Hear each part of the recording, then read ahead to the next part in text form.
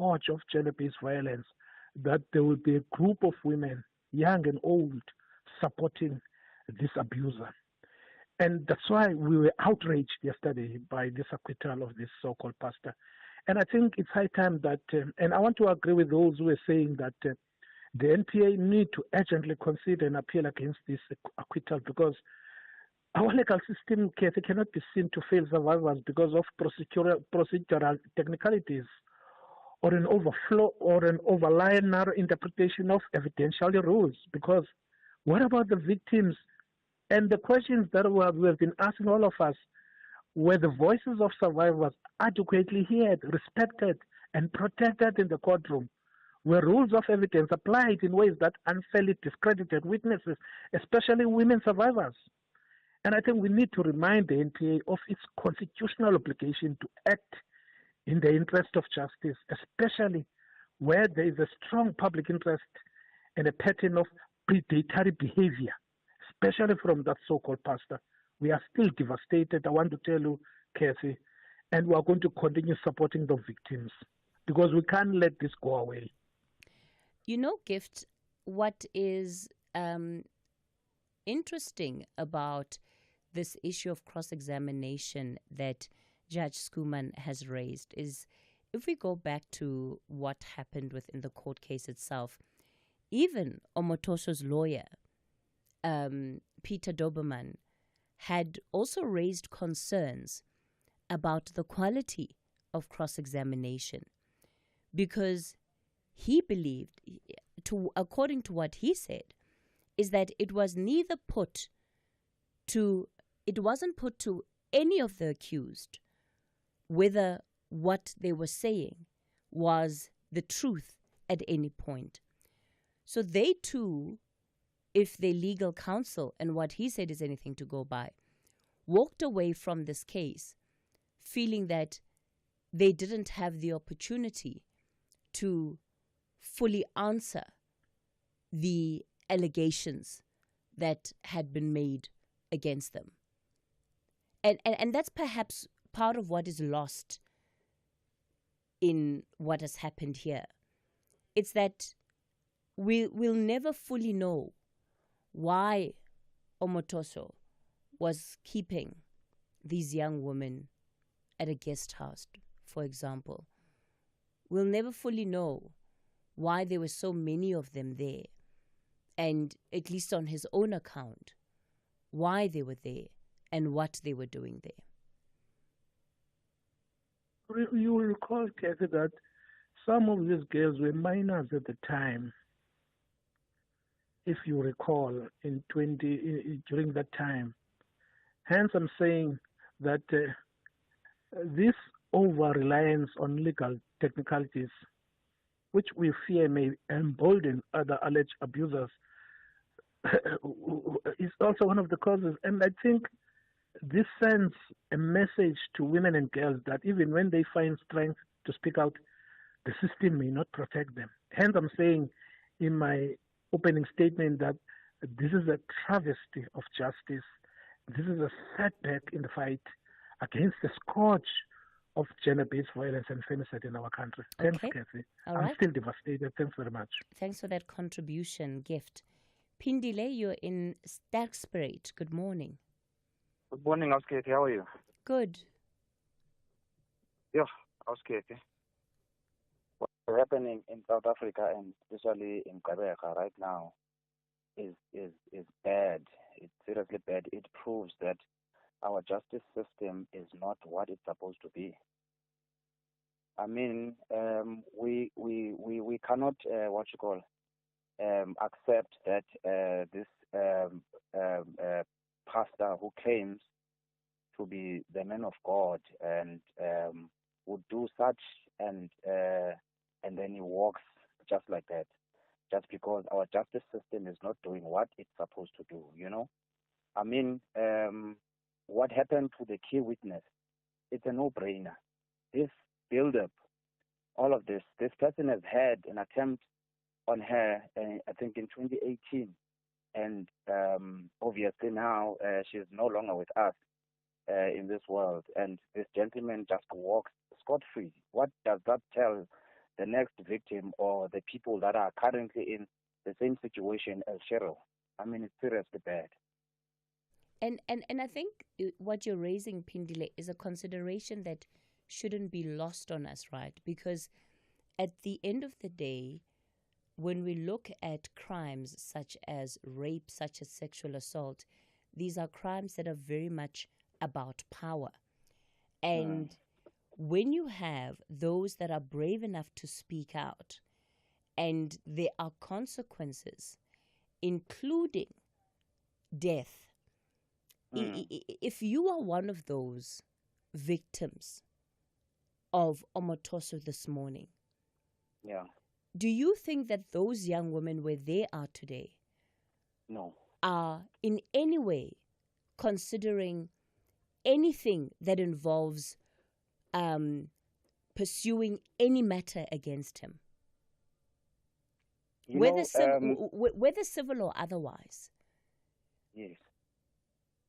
Siswam, this obviously now, whoever that would have wanted to come out and say something, they would look at the key witness that has been killed, and they would look at how the system is working. That means if now I step up into the light and say something, I'm going to follow that very same person that tried to to do this before me. It's terrifying.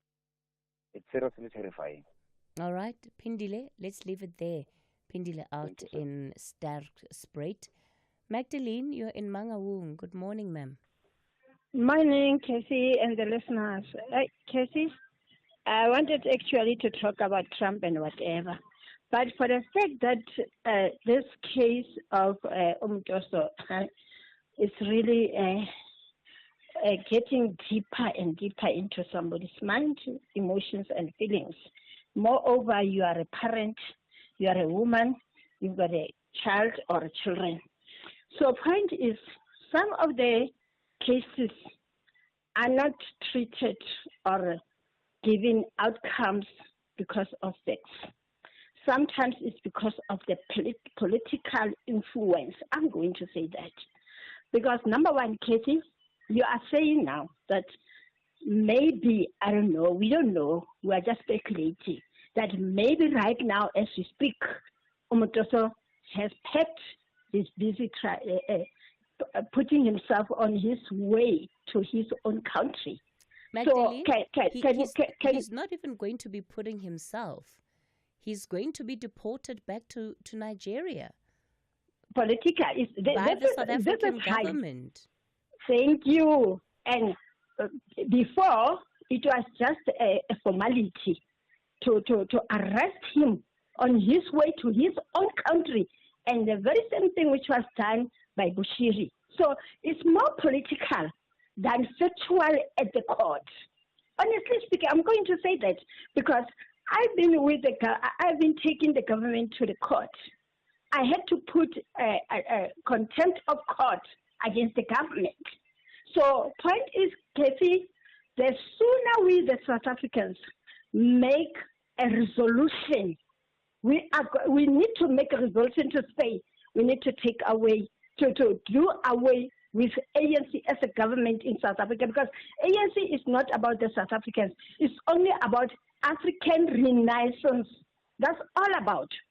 So really, we are even suffering from Trump because of this African renaissance, rather than taking care of the GDP, taking care of the South Africans, taking care of the feeling and the interest of the South Africans. So, Cathy, we are done in South Africa by ANC. We need to make a resolution as South Africans, same as we did with the apartheid. Okay. Magdalene, thanks for that contribution. Loward, you're in Gauteng. Good morning. The Omotoso acquittal, my sister. South Africa, generally, we are covered with a dark cloud of disappointment after that court verdict yesterday, and this illusionment, if you can put it that way.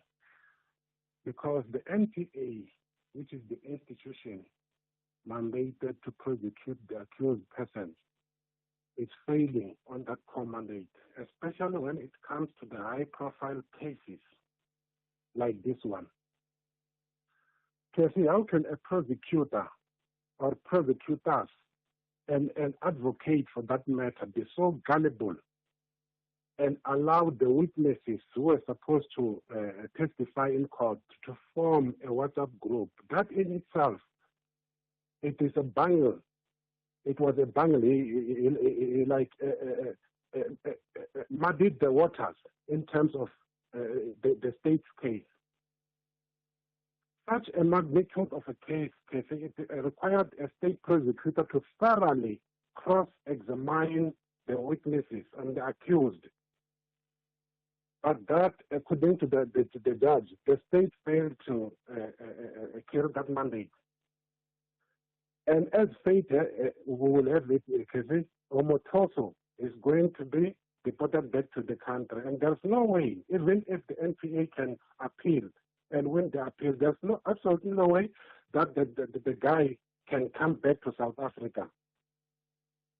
So the NPA currently, it has become a liability pertaining to the administration of justice in South Africa. Lest we are to forget, Cathy, about another high-profile case in Bloemfontein, the Freighted Dairy Farm case. It was bungled upon by the NPA, and then the accused were left scot-free. Finally, Cathy, this institution desires someone who's effective and professional, like Advocate Vusi Pikoli. I understand he cannot be reinstated to come back, but under Advocate Vusi Pikoli, we saw an effective institution called NPA, but now we're going haywire. And the GBVF pandemic is going to be with us for a long time if the state is performing in this way, Cathy. Absolutely. And you know, Lord, moments like this really present an opportunity, I think, beyond reflection for institutions such as the NPA, but for these institutions to actively be looking at why it is that they get things wrong in these matters. Because already we are facing declining levels in our legal system. People don't trust the criminal justice system. And that should matter, because it is the experience of cases like this that feed into public perception and ultimately feed into whether people trust the work that is being done by the criminal justice system. We'll continue taking your calls on the open line. The number to dial 086 000 2032. Remember, it is your national roundtable. I'm also taking your WhatsApp voice notes on 086 000 2032. What is your money doing right now? Is it lazing around in that other account because you're not sure where to move it for premium growth? Well, let's make it work hard in a Standard Bank Money Market Select investment account, where we'll grow it with a nominal interest of up to 7.9% on a minimum deposit of 100,000 Rand. Plus, you get access to your funds anytime. Open yours online or on our app today. Standard Bank is an authorized FSP and registered credit provider. T's and C's apply. Ashraf Garda on SAFM. What does the data suggest to support you describing it as a pandemic? And you've just done that. Every day in South Africa, at least 15 women are murdered. And then 117 women report rape cases to the police. So that on itself just gives you a small picture of why we state that it is a pandemic. That's just a summary, the fact that we're rape capital of the world. That's Bulelwa Adonis, the Women for Change spokesperson. You're listening to the National Pulse. Missed it? Find the podcast at safm.co.za. The Talking Point with Cathy Mohlahlana. Weekdays, 9 a.m. till midday. All right, we continue the conversation on the open line. Churchill, you're in Mthatha. Good morning. Good morning, Cathy. Cathy, what shall I say? Shall I say travesty of our justice or sad day for our criminal justice system? But Cathy, let me start by saying I put the blame directly on the doorstep of our politicians, because this shows another incompetency on the part of the NPA, in my view. The state case has been very weak already. Remember, there was a state witness, a key state witness that was killed. And you ask yourself a question, why was that person not under witness protection program when we as taxpayers are paying for that? But let me move on from that. Now, if you look at how this case has been handled, the main, the main purpose of the state case is to poke holes on the defense case. And I'm wondering, look, who collapsed the what you call the scorpions? It's the politicians. And look at their rate of conviction. Now we've got the hawks, we've got the incompetent NPA. And I'm asking myself questions, Cathy. We still want to pursue the Guptas? We still want to pursue Bushiri? These are signs of a state that is collapsing. There's incompetency. And I pity the poor lady. Honestly, it's a very sad day. It shows another incompetency on the part of our NPA, honestly speaking. Look at, I'll go to the Zondo Commission. I think Shamila Potter has been put under the bus, thrown under the bus. She has not moved. How many cases has she pursued there? Because, accused number one in the very Zondo Commission is the ANC. So I put the blame directly on the doorstep of our politicians. All right. Honestly, Churchill. That's my view. All right. Thanks for that contribution. Pumzile, you're in Humanstorp. Good morning. Good morning, Cathy, and good morning to the listeners. Cathy, let me quickly come into the point of I don't like normally to react on other people's inputs. But it will be totally wrong, even for yourself, Cathy, not to correct Magdalene. When Magdalene says the ANC is to be blamed, and you kept quiet, Cathy, to engage her specifically on that. We cannot allow such loose statements because ANC has got nothing to do with the case of Timothy Omotoso. Right? You should have put her in order on that one. I think she was referencing it in the sense that the ANC has been the government in charge and running she's putting this, a blame, this Cathy, country's, directly. She's putting a this blame to the country's ANC. affairs. No, she's putting a blame directly to the ANC, right? It's high time that people must separate from political organizations and government, right? Political organizations and the state, so to speak, right? There is a separation on that. But there's, Pumzile, it's perhaps the wrong week to try and make a point like that. We've just come out of a budget yesterday whose process was politically decided and then passed on to Parliament. So there has always been that blurred line. But my understanding of what Magdalene was saying is in reference to the ANC having been the party in power, which is why she speaks about the ANC must be voted out. And at the end of the day, it is also her view, a view to which she is entitled. That referencing, Cathy, emanates from the input she's making on Timothy Omotoso, right? That referencing of the ANC emanates from there. But quickly, Cathy, before the time runs out, Cathy, there is this anonymous Hawks guy. I feel for him. They might have had a watertight case in terms of their own investigations, but other people are saying the travesty of justice. To me, it's a direct indictment to the NPA for appointing incompetent, corrupt prosecutors to have presided over that case. You must remember, one prosecutor, Cathy, availed his own BNP for the witnesses and all of that, and he benefited without declaring, in fact, that he's making business out of this. So there's a whole team of prosecutors that have costed the case. But I'm saying, even if the anonymous can continue tomorrow and further investigate, what purpose is it going to serve? Because this guy is going to be deported to his home, country of birth, so to speak. So what is it going to help for him? Remember, I listened on the judgment, lengthy judgment by Judge Kuman yesterday. She lambasted on the prosecution, right? So I am saying, I don't think, Cathy, that it's going to serve any purpose to reinvestigate and do what. That case has been messed up now as we speak.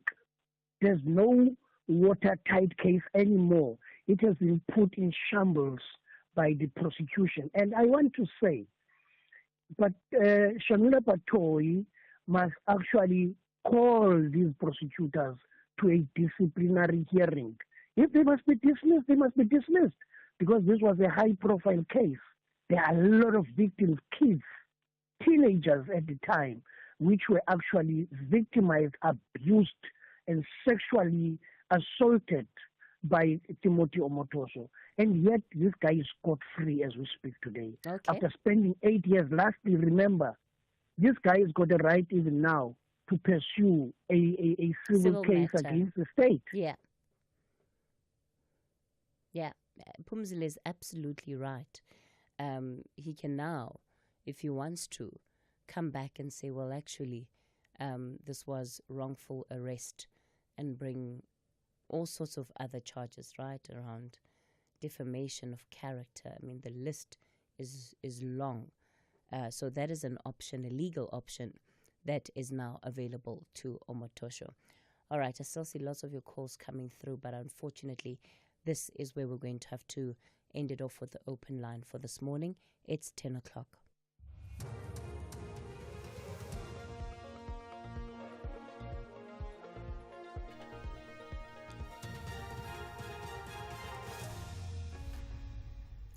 In our top stories, former NPA prosecutor weighs in on Omotoso's acquittal, and PSA demands urgent probe into a doctor's suspicious death. Good morning. Former prosecutor, the NPA advocate Glenys Breitenbach, has accused the Priority Crimes Litigation Unit of failing victims of gender-based violence. This after the High Court in Gqeberha, the Eastern Cape, acquitted televangelist Timothy Omotoso, Lusanda Sulani and Zukiswa Setu yesterday. The court found them not guilty on all charges, including rape, human trafficking and racketeering. Some legal experts say the state can still pursue the matter.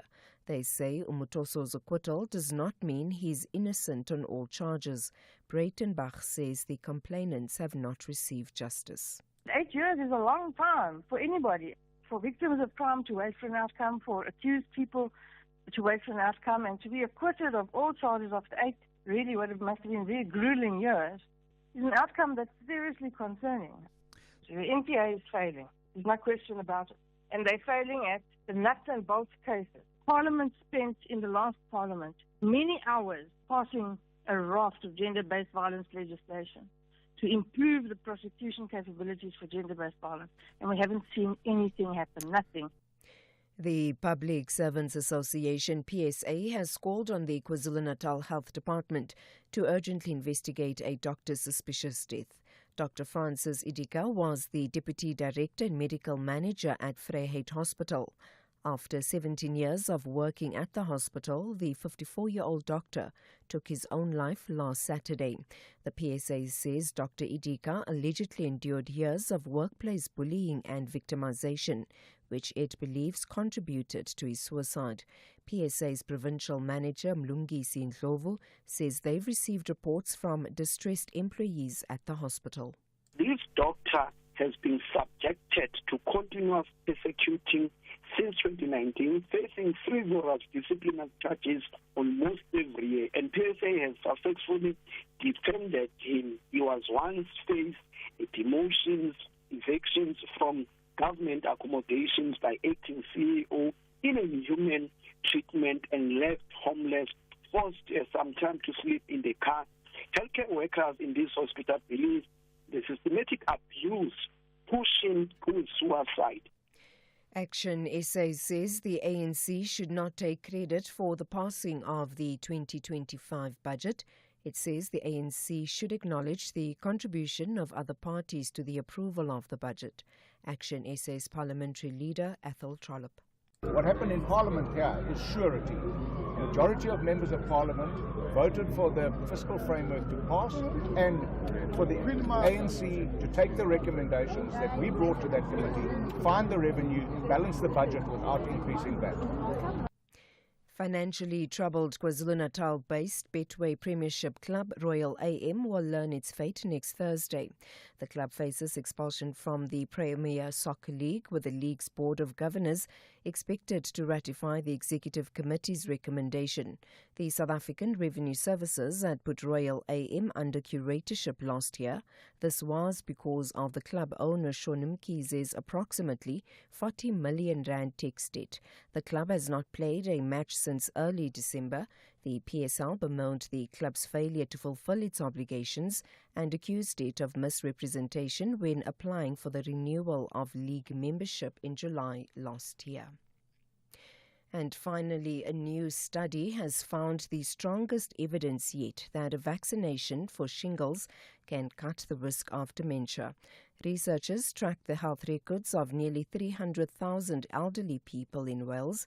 The BBC's Rory Gallimore reports. Shingles is an illness that causes a painful rash. It doesn't typically have anything to do with our brains, so this study's findings may appear surprising.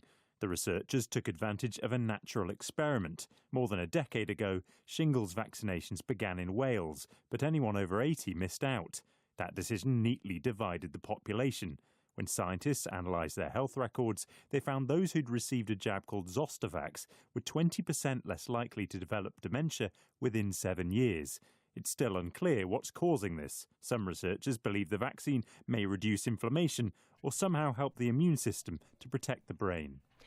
Recapping the top story, former prosecutor, the NPA advocate Glenys Breitenbach, has accused the Priority Crimes Litigation Unit of failing victims of gender-based violence. This after the High Court in Kabegan, the Eastern Cape, acquitted televangelist Timothy Omutoso, Lusanda Sulani and Zukiswa Situ yesterday. For SAFM News, I am Anne Musa. SAFM 104 to 107 nationwide. Leading the conversation.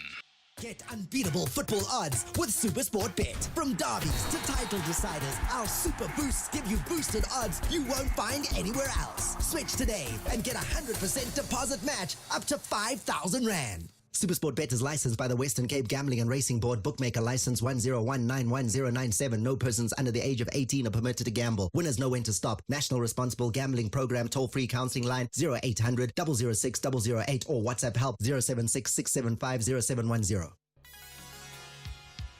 Hi, I'm Khomotso Cathy Mohlahlana, and I believe in music's ability to connect, to heal, to remind, and to bring joy. And each week on my Saturday and Sunday show Seasons right here on SAFM, I endeavor to do just that. So join the movement of Seasons every Saturday and Sunday, 10 a.m. to 1 p.m. It's addictive. You might invite a friend. Seasons, only on SAFM 104 to 107 nationwide with me, Cathy Mohlahlana.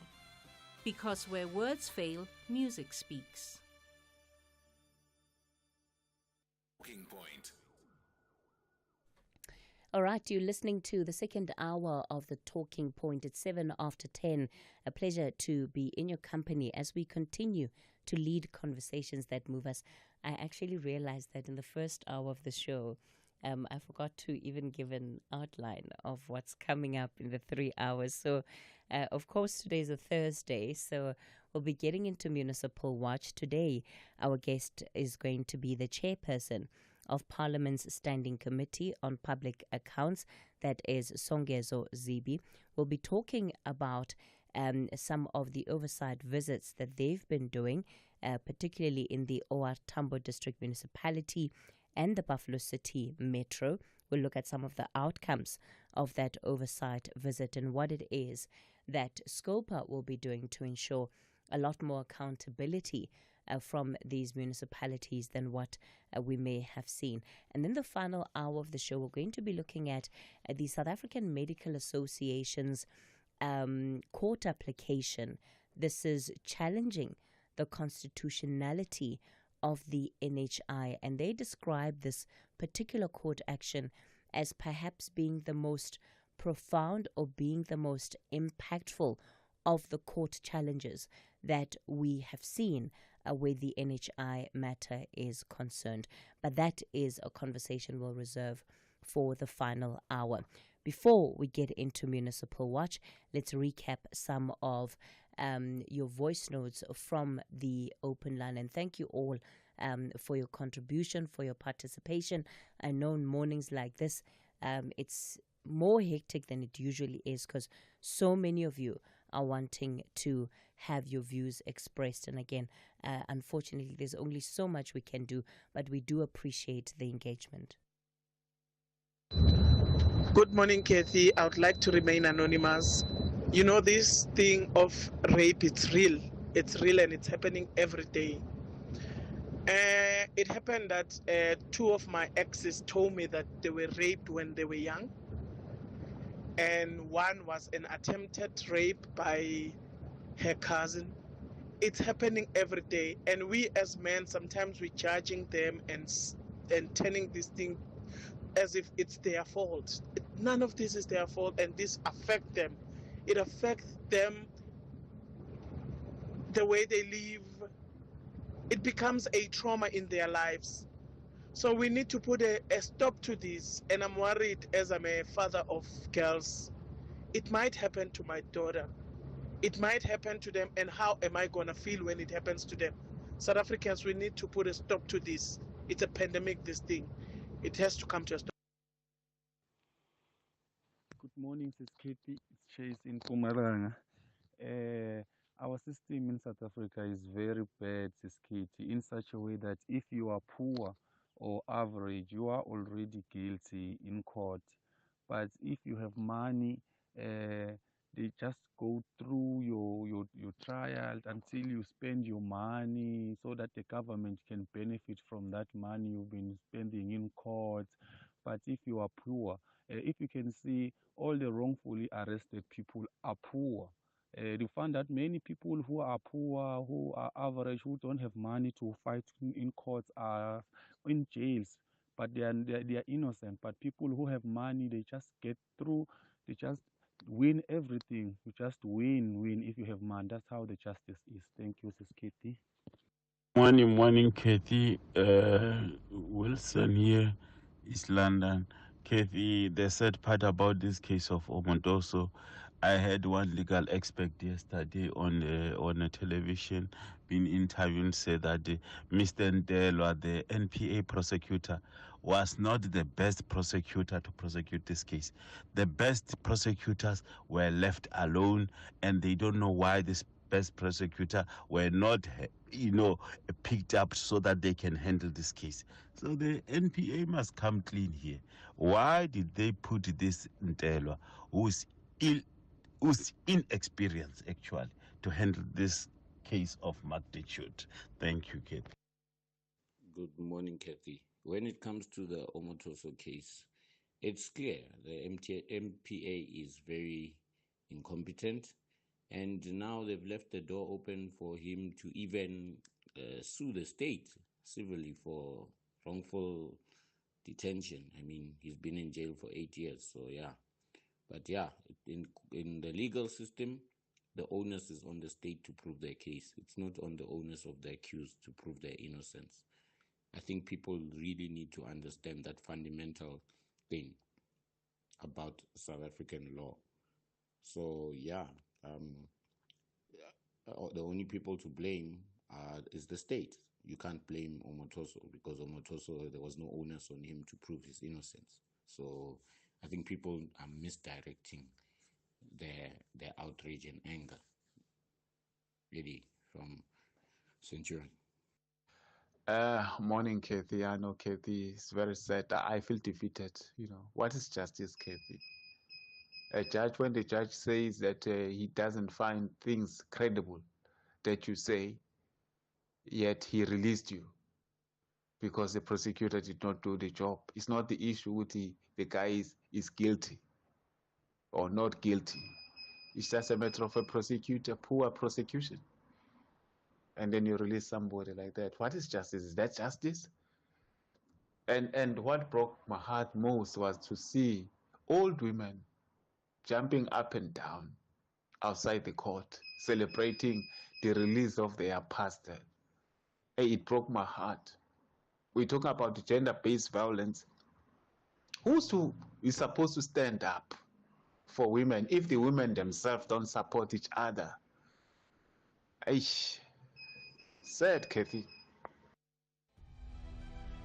Municipal Watch, bringing your local issues on the national agenda. SAFM, leading the conversations that move us. Well, joining us on Municipal Watch this morning is the chairperson of Parliament's Standing Committee on Public Accounts, Songezo Zibi. They've recently concluded a week-long oversight visit to the OR Tambo District Municipality and the Buffalo City Metro. We'll get into some of the findings shortly. Mr. Zibi, good morning. Thank you so much for your time on the show today.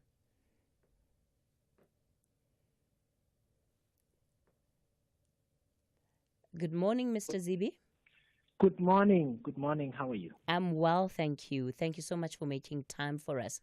So, before we get into our feature of Municipal Watch, perhaps let's just deal with the political elephant in the room that has to do with what has unfolded within the budget yesterday. Your party, of course, being among those that supported the budget and voted in favor of it. It seemed to have been, quite a tumultuous period leading to the events of yesterday afternoon. Any insights you want to share with us, especially in terms of what has gone into the process behind the scenes? Of course, right now, there's a lot of political gesturing, political grandstanding, but maybe just down to the negotiations that took place. Thank you very much. Look, I think the most important thing for SAFM listeners to understand is, I know that behind the scenes is titillating for a lot of people, but what's very important for South Africans to understand is how the process works, because there are going to be several more tablings of different aspects of the budget. And if I don't explain this, it's possible that people just won't get what's going on. But in essence, what happened yesterday is there were several elements that are contained in the fiscal framework. One is the size of the budget. Does Parliament agree to a budget of 2.59 trillion? The second is whether we should borrow more. So the finance minister has tabled a proposal that sees us paying 442 billion per year in debt service costs. The question is, do we want to be paying more by borrowing more or not? And the recommendation was that is also accepted. We do not borrow more. These two things are not in contention, by the way, by any political party, as far as I know. Then there are revenue proposals. In other words, where do we get the money? After all of us complained about the initial proposal about the 2 percentage point VAT increase, Finance Minister went back, said, okay, we're going to reduce this to 0.5 percentage points. However, we are going to take some of that money from the Border Management Agency and Home Affairs, 3 billion rand, and we're also going to take some from taxpayers in the form of personal income tax.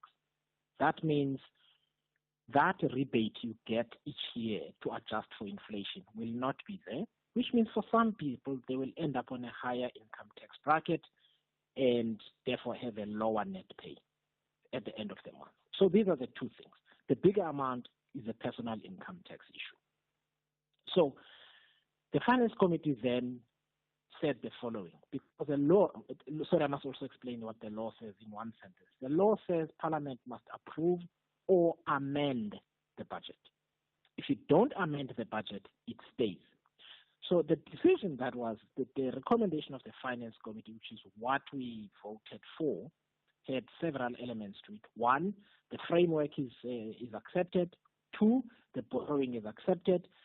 Three, we give 30 days to find alternatives to the VAT increase and the personal income tax increase. However, until such time that those are amended, if that proposed amendment carries, the current proposals remain on the table, because you can't just ignore them and pretend they're not there. You have to come up with something different which replaces what is on the table. That is where we are, Keith. Personally, I've had a few discussions with the Finance Minister. I've had at least one discussion with the Director General of the Treasury, who both have taken me through some of the different modalities they've had to think about, which are too long to discuss on this call, or at least in one question. And I understand what they're trying to solve, but a budget is always a balancing act where we try and limit the pain that South Africans endure in the end. So the view that parties like the one you run and others who have supported this budget have effectively had the wool pulled over their eyes, that the partners with which you have supported this vote, this fiscal framework proposal with, will simply not do what the commitment under the recommendations to do is. Are you nervous about that at all? That 30 days will come and go and they will not honor the spirit under which you have supported this fiscal framework? Well, Cathy, here's the thing. I mean, the proposals that any of us come up with still need to enjoy the support of other political parties, and they might not. Let me give you an example. One of the things that we feel is that public servants should only get an inflation-linked increase, not above inflation, so that we can save some of that money. That's our proposal that we're going to place on the table.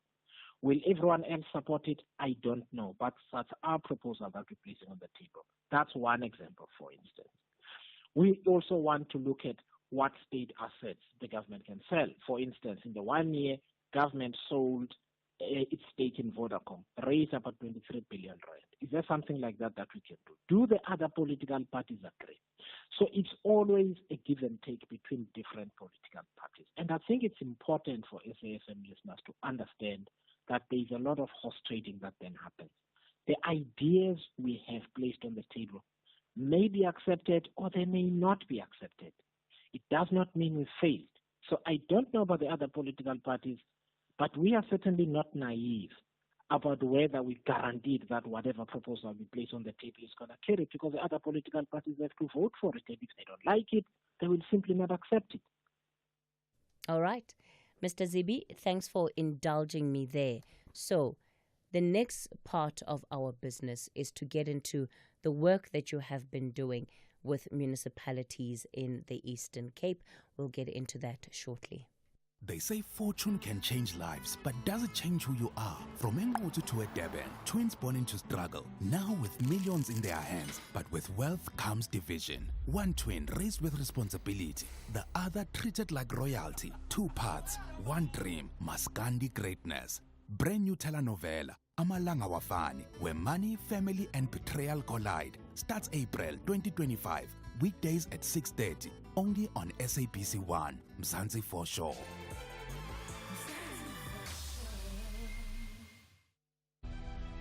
Municipal Watch, bringing your local issues on the national agenda. SAFM, leading the conversations that move us. All right, so just last week, Mr. Zibi concluded a visit as a scoper to the Eastern Cape, and this is where you visited 2 municipalities, in fact, just to give an oversight visit and assess the state of affairs. It sounds like from part of what you were able to uncover during this visit that there was a lot of dissatisfaction with what you encountered. Much of it, of course, follows along the patterns of what we have seen, whether it concerns projects that municipalities are undertaking whether it concerns accountability of officials involved in those projects, or even officials that are service providers, right? The people appointed to run these services. How would you describe that oversight visit, and I think really just the findings that you ultimately made? Thanks, Cathy. So let me start here. So the oversight visit happened because of presentations to our committee by the Office of the Auditor General. It was not just these two municipalities, it was several municipalities and several, basically metros, district municipalities. We're going to be looking at local municipalities as well. And we decided to go and see for ourselves because there were some really glaring examples of failure to use public funds properly. That is waste, that is mismanagement, and potential corruption. Now, it's important that Parliament goes and looks at these things itself, because when you get a second-hand account, we might not understand the seriousness of the issue. And we went. In summary, what we found is that there appears to be a chronic mismanagement of capital projects, of infrastructure projects, and other service delivery installations that are needed by the South African people. The projects take too long. The management of those contracts is poor. The consulting engineers are particularly problematic to the extent that we suspect that they are part of a corrupt scheme to certify that work has been done, even if it has not been done, so that certain suppliers can get paid, and that these authorities then keep authorizing additional expenditure in order to complete the projects. And many of them have gone on for years without being completed, while money continues to be poured in. We also found, there are many, but I'll stop here with this last one. We also found that there is a culture of unaccountability in some instances.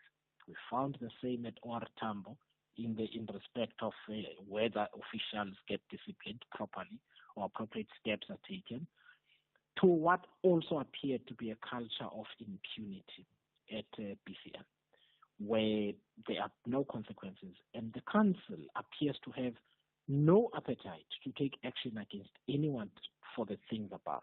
So those are some of our high-level findings, which I'm happy to provide detail on later. I think if we can start with the OR Tambo District Municipality, because many of the projects that you focused on there are really big water infrastructure projects, and it's been a key concern for municipalities under OR Tambo that, of course, receive their water supply from the district.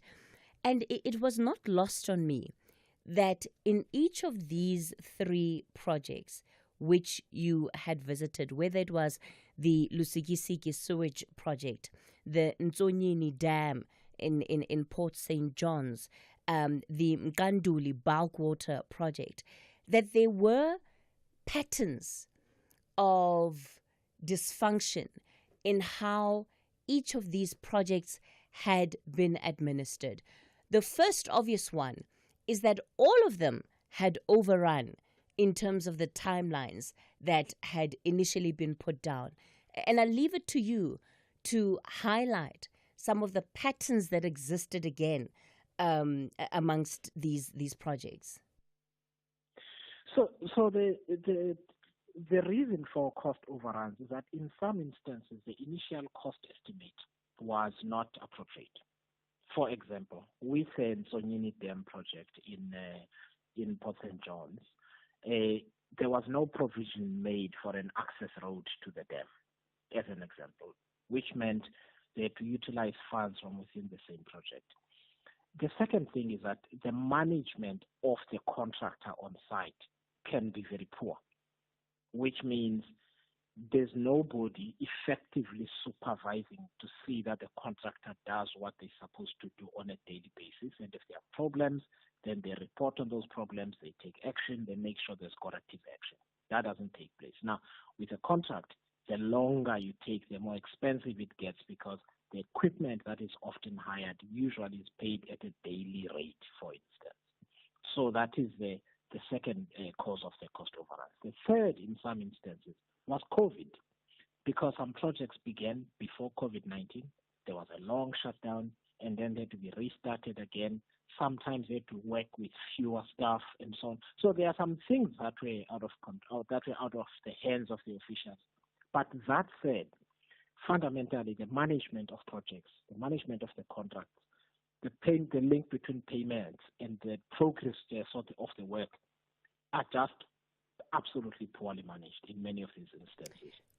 What is your understanding of how the supervision of projects should be taking place, especially at municipality level?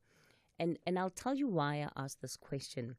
Just this last month, we were dealing with one of the municipalities where a service provider who was supposed to be assisting in providing housing, part of the scope of work also included the reparations of some roads, had effectively, so this entire site in the municipality had been handed over to the contractor. Now, what had subsequently happened is this contractor had, gone around and they had dug holes all over this area. Residents were now being inconvenienced by this. There were cars that were falling into these holes because they were not clearly demarcated. So there was a whole host of things that were happening as a result of this. The municipality felt it could not be held liable for what was happening because these areas, which are municipal roads, formed part of the site that had been handed over to the service provider. And so there was only so much that they could do. And I guess it brings me to your outline of the supervision that takes place on site and who ultimately then becomes responsible for the supervision and for this oversight on a day, on a week, on a month-to-month basis. And I'll give you an opportunity to respond to that question in a moment because I see it's just gone at 10:30, time for the latest news headlines. You're listening to Municipal Watch. Our guest today, the SCOPA chairperson, Songezo Zibi. Good morning. In the headlines, former prosecutor, the NPA advocate Glenys Breitenbach, has accused the Priority Crimes Litigation Unit of failing victims of gender-based violence. This after the High Court in Gqeberha, the Eastern Cape, acquitted televangelist Timothy Omotoso, Lusanda Sulani and Zukiswa Situ yesterday. The Umkhonto weSizwe Party has snatched from the ANC Ward 28 in Kwadukuza, formerly Stanger in the Ilembe District Municipality in KwaZulu-Natal. Meanwhile, the ANC has won Ward 12 in Upongolo in the Zululand District Municipality. This follows yesterday's by-elections. And Hamas says it won't engage with Israel on the latest proposal on a Gaza truce and hostage release deal. The group says it only accepts the plan of regional mediators Egypt and Qatar. I'll have details on these and other stories at 11. Taking a look at your markets this morning, the rand is currently trading at 18 rand 89 to the dollar, 24 rand 76 to the pound, and 20 rand 69 to the euro. Markets in Asia were weaker at the closing bell. The JSE has extended losses during mid-morning trade. Markets in Europe have also extended losses. Gold is trading at $3,124, platinum at $971 per ounce. The price of Brent crude oil is at $72.51 a barrel. SABC Technology Business is a unit which provides services to internal and external clients. Our strategic objective is to ensure that SABC has the appropriate and reliable technological infrastructure for production, post-production, digital media content available to the public. Our range includes IP portable production studio facilities and the digitization of legacy content. Our outside broadcast vans, fully equipped to follow you anywhere and everywhere. For competitive pricing, contact Bookings Facilities at sabc.co.za. SASSA Gold Card beneficiaries can still come and collect their new Postbank Black Card. Avoid the risk of not receiving your grant. Join over 1.3 million beneficiaries that are already conveniently receiving their grant using the Postbank Black Card. There are multiple selected outlets nationwide where you can swap your SASSA Gold Card for the new Postbank Black Card. Dial star 120 star 355 hash to find one near you. Standard rates apply. Postbank, your bank. Municipal Watch, bringing your local issues on the national agenda. SAFM, leading the conversations that move us. We continue the conversation on the talking point. Scopa chairperson Songezo Zibi is our guest for this morning, and it follows an oversight visit that they conducted to several municipalities in the Eastern Cape. So, Mr. Zibi, the question of oversight and supervision on key infrastructure problems, that is one of the things you raised as a red flag, saying that at least of the projects that you had visited, there was a lack of clear supervision. And you heard the question I asked before news about what your understanding is procedurally of what should happen when you have key infrastructure projects such as this. And I did cite the example to you. So the municipality or any entity that hires a construction company has to have a consulting engineer that works for it, a consulting engineering company that works for it. These are the people who become the eyes, ears, and quality controller on behalf of the municipality. That are then going to take care to make sure that anything that needs to be complied with in terms of the schedule of work, as well as any compliances with regulation and so on, are effected. So that's what they're supposed to do. But ultimately, it is a government entity that has commissioned the work, that has the responsibility to make sure that what is supposed to happen on site actually does happen on site. I must also say, though, that one of the complicating factors for municipalities, I know some officials and some contractors get up to no good, but some of what has caused enormous problems are extortion rings. Some of the so-called business forums, which often are not your normal business forum that you have in any community, but are people who arrive and demand 30%, do not care if they deliver the quality of the work that is required, do not deliver the volume of work that is required, and insist on getting paid. And if they don't get paid, somebody is going to pay for it. Right. So these are some of the problems municipalities encounter, and we certainly, that appears to be rife in the OR Tambo district municipality, where officials are basically running themselves ragged, trying to accommodate these people. Otherwise, the projects are going to be delayed indefinitely. I'll get to the extortion rings in a moment, because I really do want to understand the process and also the different tiers of responsibility where these projects are concerned.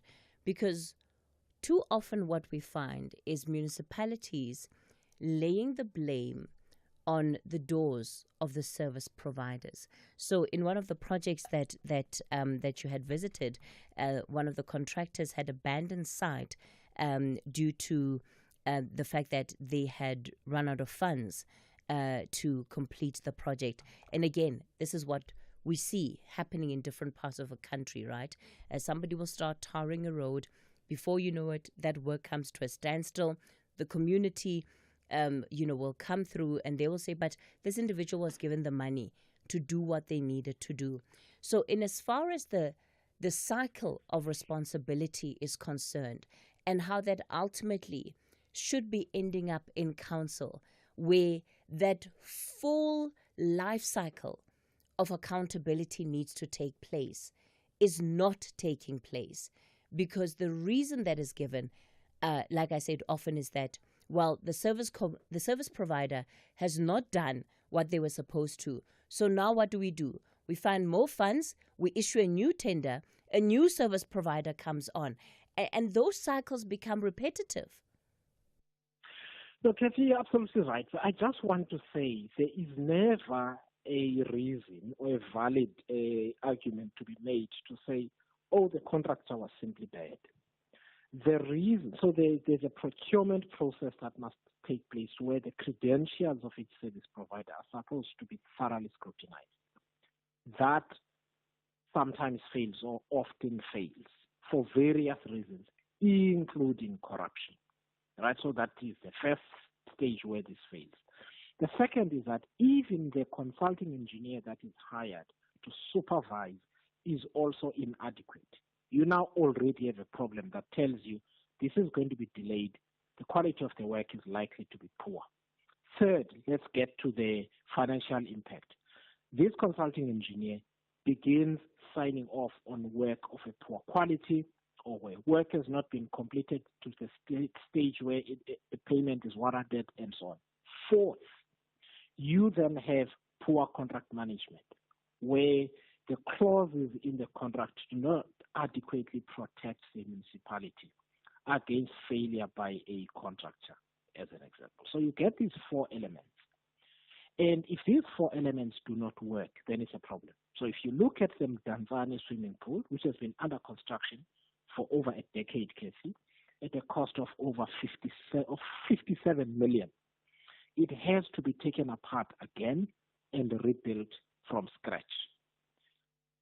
On the day we arrived at the swimming pool, the consulting engineering company was still in the employ of the municipality, the same one that has failed to supervise the work.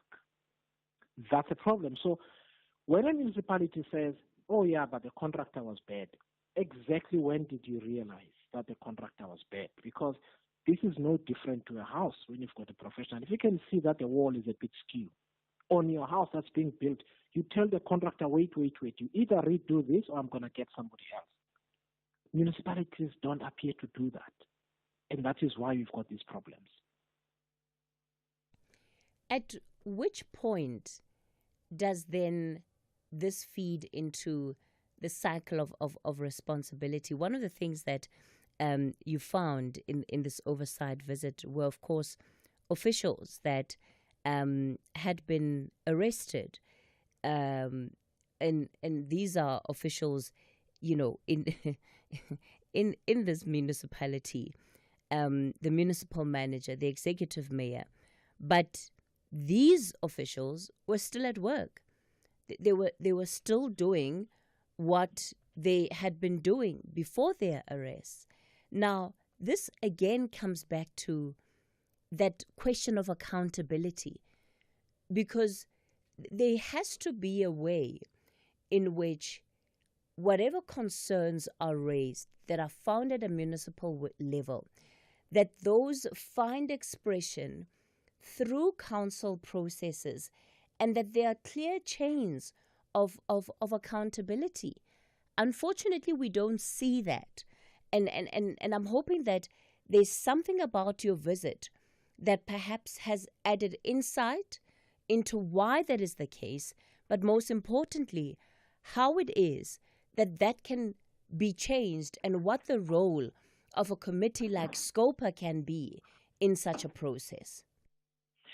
So, Cathy, this was the most depressing aspect of the failure of service delivery is one thing, and it's devastating because in the case of OR Tambo, it actually affects my own family, and where I also have a home where I've built, in that we don't have water a lot of the time. So there's a personal effect for me at that level. But what is really disheartening is to get into a conversation with a mayor and municipal manager where two officials have been arrested twice for fraud and similar charges pertaining to OR Tambo District Municipality and another municipality, I think, if I remember correctly. Now, we are not saying the municipality should take arbitrary action and just dismiss people without evidence. But those officials are still at work. They come to work and are fulfilling their duties.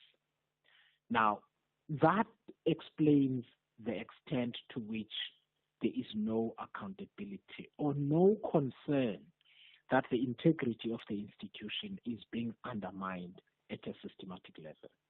At BCM, we had a long conversation at the end of which we finally managed to zero in on the chief whip in council, the chief whip of the ANC, the speaker, and the mayor as the people who use council procedures to undermine reports of other committees and make sure that they are not discussed in council, where these problems are going to be surfaced so that council can resolve on what to do. Two examples were at a senior level. So what does SCOPA do? So what we told both municipalities that we're beginning a 5-year journey with them. We are not going to do a once-off visit. We are going to ask for written submissions on a regular basis, probably quarterly, on specific issues. So for instance, at OR Tambo District Municipality, when we dispatch the letter next week, we're going to ask them, what are you going to do about those officials? What are you going to do about the consulting engineer? Please give us an answer within 14 days. We want to know. We are going to call them to Parliament, track the progress, ask them questions publicly until such time that the audit outcomes improve. The second thing that we are doing, we were accompanied the whole time by the Special Investigating Unit and the Auditor General. There are going to be special audits of some projects in some institutions. There is also going to be Special Investigating Unit proclamations by the President, which are in development right now for submission to the Minister of Justice, to be signed by the President, so that we can start seeing some accountability, and we'll follow those for the next 4.5 years, to make sure that there is accountability. Do you think that we are at a point where, when it comes to holding councils accountable, because what we now know about what is happening at a local level is the extent to which the local politics that almost play out in the area, those ultimately become embedded in the running and the functioning of council. And there seems to be no way of depoliticizing administrative aspects of local municipalities, at least to a large extent as things stand. And I remember the time when the case was brought before the Constitutional Court about Parliament being neglectful in its role of holding the administration to account. I think that was the 5th administration, and it was in cases involving the former President Jacob Zuma. But of course, there was a very clear finding around how Parliament had neglected its duty and responsibility. Do you think that we are at a phase where we're going to begin to see accountability for councils happen in that way, that councils will now be taken to court for their neglect and abdication of their responsibility? Yeah, look, I think technically it could happen, but at municipal level also people don't have the resources. But in terms of how you describe the problem and what may theoretically happen, Cathy, the answer is a simple yes. There is another layer of problem, because when we go to these institutions, we deal with the current mayor, current municipal manager, and so on. A lot of these problems have gone on for years, which means the previous mayor and the previous municipal manager and their administrations were actually behind the rot. So when the Auditor General, for instance, says at OR Tambo or BCM, there is X amount of irregular expenditure, it's not always incurred in that financial year. It simply means that this irregular expenditure from 3-4 years ago has still not been cleared up for various reasons, some of which may be technical and so on, right? And until such time that it is cleared up, it remains on the books. And all of us shout at the current mayor and say, what did you do last year? No, it's not. Here's the problem. Some of those people remain councillors. For instance, the former mayor of BCM, of Buffalo City Metro, is still in council, but is not a mayor. When we have these interactions, he's not in the room. So they never become accountable because they're not the mayor anymore. But the ultimate accountability that must occur is that the people, when they exercise their right to vote, really need to choose as carefully as they can. This is not sustainable. Scopa cannot be everywhere. There are too many municipalities and too many entities. And I fear that South Africans are going to get very frustrated. We do our best, but I know also that it's not possible to be everywhere every week. We've got over 600 entities to oversee every year.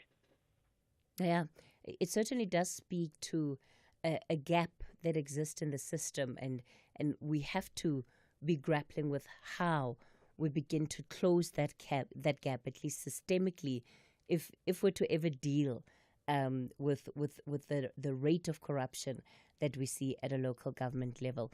Let me bring in some of our listeners who want to contribute to this conversation. Golani, you're calling us from the Eastern Cape. Good morning. Morning, Cathy. To your guest, there is the issue for me is about the total quality management, and which I would love your guest to. We did touch a little bit around that from his talk, but there are four institutions, if I were to say that they should be working together, and then they have a final paper on what should be happening within local governments, whether your metros and all that. It's his department, which is SCOPA. You've got SALGA, then you've got the Auditor General, and then there's the Department of Cooperative Governance, which it's supposedly to be that when the Auditor General comes up with a report and reporting all these mismanagement or funds not aligned into the right places, there should be, in summary, Cathy, is to say, why can't the government have either a centralized point wherein there is some form of focus on all, especially bigger projects like infrastructure and all, to ascertain that the people that have been employed to do the work, there will be someone in a centralized, but whether it's at provincial level, where they will be tracked on what they do. Why can't the state do that? All right, Golani, thanks for that question. Brian, you're out in Cape Town. Good morning. Good morning, Cathy and your guest. What I wanted to say was preempted earlier, but what I want to also add is the central point, the heart of the matter is no consequences to these corrupt officials. And you've dealt with it, but I just want to reiterate that is extremely crucial to solving the problem. There's no consequences for these people. There are municipalities, as you know, that haven't even submitted financial statements for 3 or 4 years. You must ask your guest what has happened to that issue. In Bree Street, another issue is Bree Street. I wanted to ask him as well. They appointed one company to do the repair the road and the gas line in Bree Street at the cost of 93 million. The company was paid. They didn't complete the work. No, not even close. Then another company was appointed at a cost of about 125 million rand. Then they discovered later that this company is the same as the first company, it's just having different directors. And what has happened to that issue? You know, even there's so much corruption and no consequences that this country will never succeed. You know, the VAT wasn't even necessary if we had dealt with all the corruption and the Zondo Commission and all those individuals who are still sitting in Parliament. And Cyril Ramaphosa has done nothing.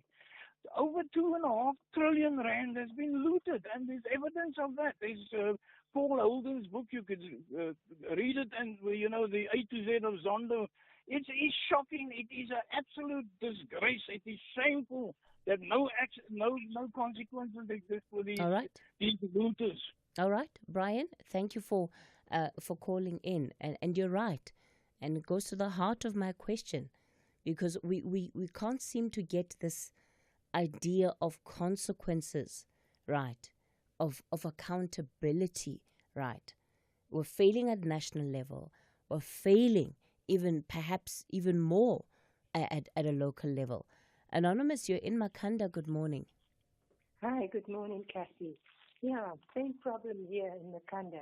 We also had a contractor who was fixing up the pipes and the water pumps at the Vineck and the other water treatment areas. And those contractors were paid and then they abandoned the job. But we have major problems with that particular thing, the water pumps that are not functioning properly. And also, all the leaks in Makanda. Every street has leaks. And we see very little being done to fix them. Very little. The work is slow. The work is not always complete properly. There's nobody to oversee it. Yeah, Cathy, I'm speechless now. Yeah. Anonymous, it really is a dire situation. Mr. Zibi, let me give you a chance to come in, respond to our listeners. I've also got some voice notes to put to you, but let me give you a chance to respond to the callers first. I'll deal with all of them together. That we are actually taking a systemic approach to the work that we're doing. Since we cannot visit all the municipalities, we are taking on a sample of about 15 to 20, a combination of metros, districts, and local municipalities, understand the patterns that emerge. That informs the discussion with SALGA. It informs the discussion with the Department of Cooperative Governance and Traditional Affairs.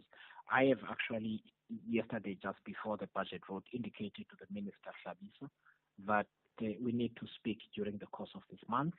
As soon as our report on these two municipalities is ready, we will also be discussing the issue of the municipalities that have failed to submit financial statements.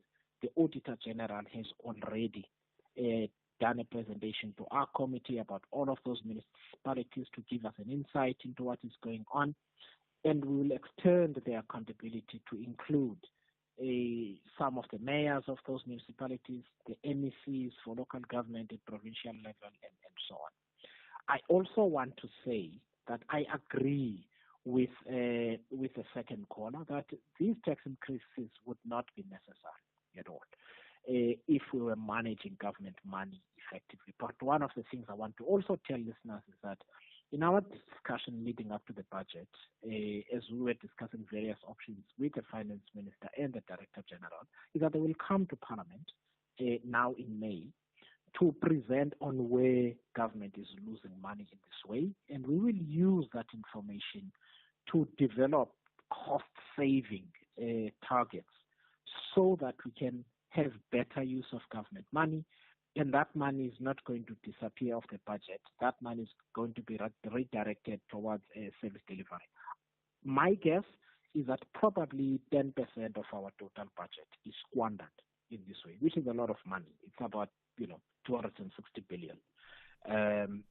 Just from municipalities, government departments, state entities, just not getting value for money in various ways, including corruption. Okay, let me bring in some of the voice notes from our listeners. Good morning, Cathy. I'm listening to this topic. It's a very heartbreaking and tiring. It's a suicidal topic. They get the tenders, and the one who gets the tender doesn't do the job. He will get the tender for 5 million and sell it for somebody else for 3 million. And the one who actually does the tender is already short of the money to do the tender before they even hijack him and demand ransom for those mafias. So the tender thing should be just be done away, and let the municipality do the work so that a lot of people will have employment to do the work. Part of the reason employment is less is because there's no one who's employing the majority that was employed by the municipality. Thank you, Cathy. Hello, SFM. No, Buffett. No, this is a disease, a serious disease. We cannot continue trying to manage a disease, Buffett, and expect better results. it can be, it's impossible. Kanti why government iqhubeke outsource this project? Why can't they just do it themselves so that we can have someone accountable for these things? No, bafethu. Ayisizi ngalutho le nto le, because at the end of the day, the poor people abatholi next. It doesn't reach the needs of the poor people. It helps no one but themselves. So asiyeke le nto. This thing of taking a big project and giving it to someone who's uneducated. What are you expecting? Hayi, madoda. Asinike indlela ngathi. Do things the right way, please. Mr. Zibi, is there scope now, at least as far as scope is concerned, for a conversation to be held by Parliament about whether the tendering system is working, is providing the appropriate efficiencies that are needed, whether at local, provincial, or national government? Because that really seems to be a part of the elephant in the room. Cathy, I understand the frustration with the tendering system. I'm frustrated with it too. However, it's important for people to understand why also it's there. Because if you employ people permanently to build a road in Area A, once that road is built and completed, you now can't use them, because you can't use them to build a municipal swimming pool. You can't use those same people to build houses and so on, because the skill sets are different. And yet you have to keep paying them each month. The idea is that you are able to pay people to do a work for as long as is needed. What the government should be doing on its own is the maintenance of those properties, because it's a different proposition. If there is a road in a certain area, it can be people who live there who continue to maintain that road, the road infrastructure in general. The government certainly, I believe, can do that work. But in the construction phase, because it's temporary work by nature, I think that we have to just clean up the system and be very tight with the management of the contracts. South Africa can do this, Cathy. There are many large industrial companies who procure tens of billions in projects in South Africa to build factories, to build smelters, and so on. All we have is a political problem, where the political heads do not want to do the right thing. And that's a problem of elections. So the problem, in your view, is not with the tendering system. It's the people that are administering these processes. It's the quality of the politicians that we elect as South Africans. Okay. It truly, truly is. It is the quality and the ethical standing of the politicians we choose to elect. Because even in places where people are complaining about their own councillor, I sit and think, how did you elect this man? He looks drunk right now, and it's 11 o'clock. How did you choose him? And that's our conundrum. Okay. Chairperson of SCOPA, Songezo Zibi, let me thank you for your time. It's time for the latest news headlines.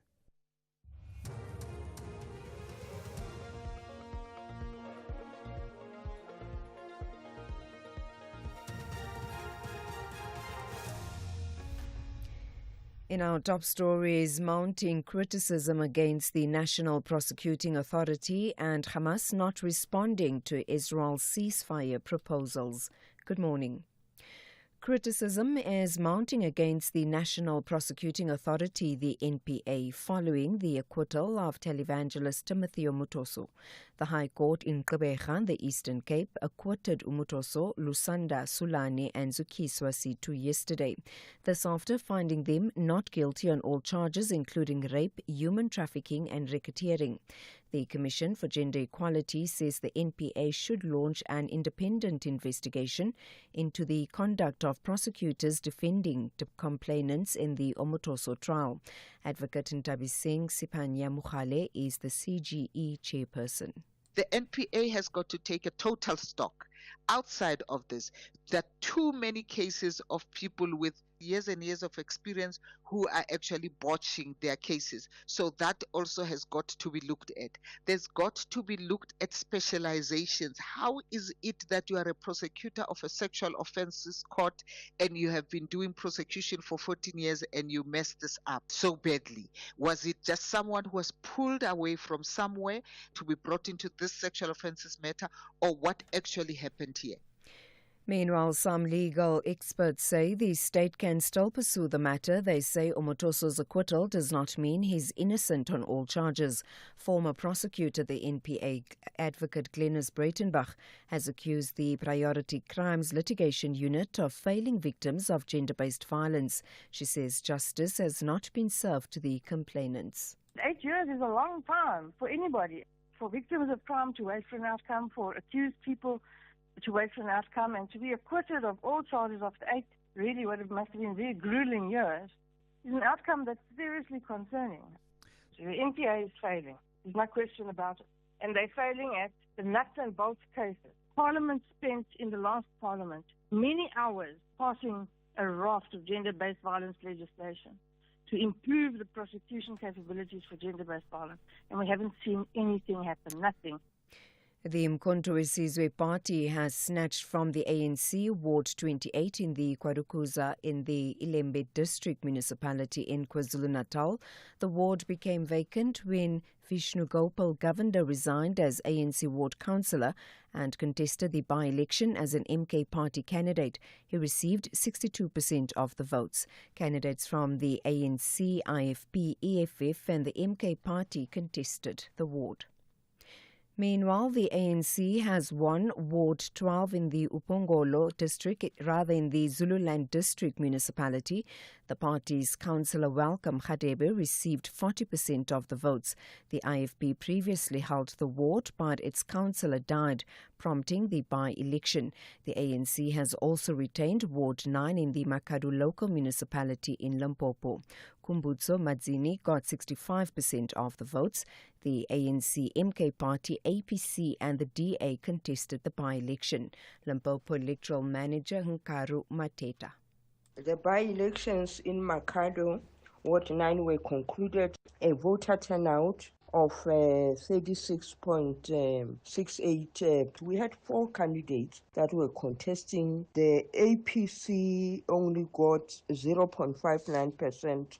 The ANC 66.88, the DA 29.38, and the MK 4.14%. The winner of this by-election is the candidate from the ANC, Kumbuzo Matini. He won with 65.68%. And finally, Hamas says it won't engage with Israel on the latest proposal on a Gaza truce and hostage release deal. The group says it only accepts the plan of regional mediators, Egypt and Qatar. Israel has rejected the original ceasefire agreement brokered in January. It would have seen a second phase designed to release the remaining hostages and bring a long-term truce. The BBC's Yolanda Nell has more. Full details haven't been disclosed, but it's understood the regional proposal would see 5 hostages being released in exchange for Palestinian prisoners, the withdrawal of the Israeli army from parts of Gaza where it's recently redeployed, and the influx of humanitarian aid. There would also be negotiations on ending the war. Israel has been demanding a larger number of hostages be released at the start of a new truce.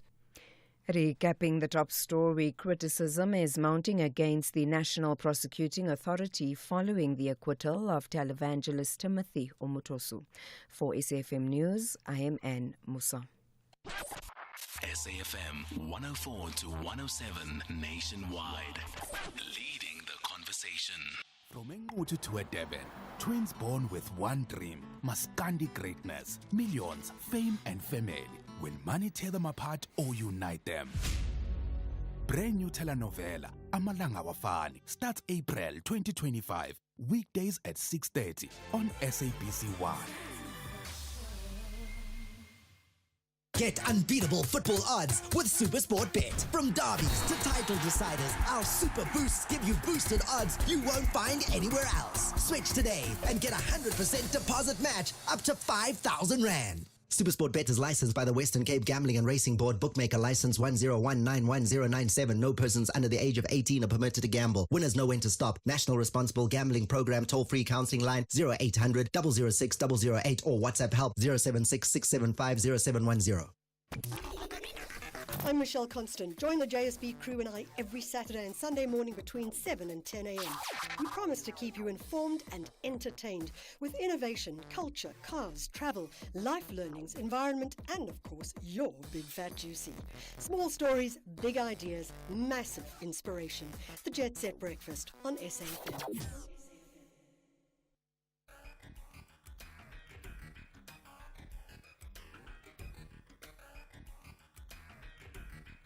The Talking Point with Cathy Mohlahlana. Weekdays, 9 a.m. till midday.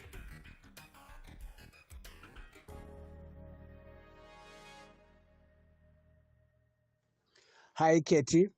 Yeah, on the issue of tender, look, I'm very much worried, disturbed by these tender issues. And unions themselves, they are also to be blamed because they are quiet.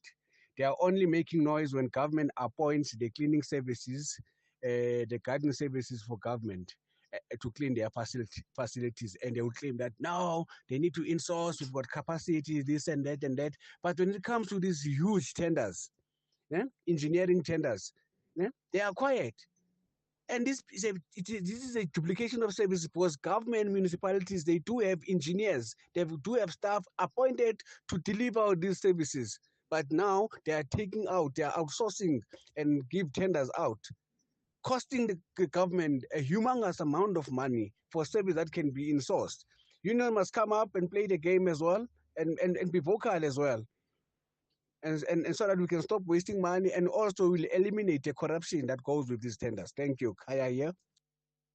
Cathy, outsourcing suits the government. That's one way of getting away from the alliance partner, the unions. They don't want to deal with the unions that strike any minute, so they outsource. Get rid of the unions and the tender system, both. And that's a fact that we will have to begin to realize. Thank you for the nice show. Saki Kraaifontein. Good morning, Cathy. Where does this leave the Portfolio Committee on Corporate Governance and Traditional Affairs?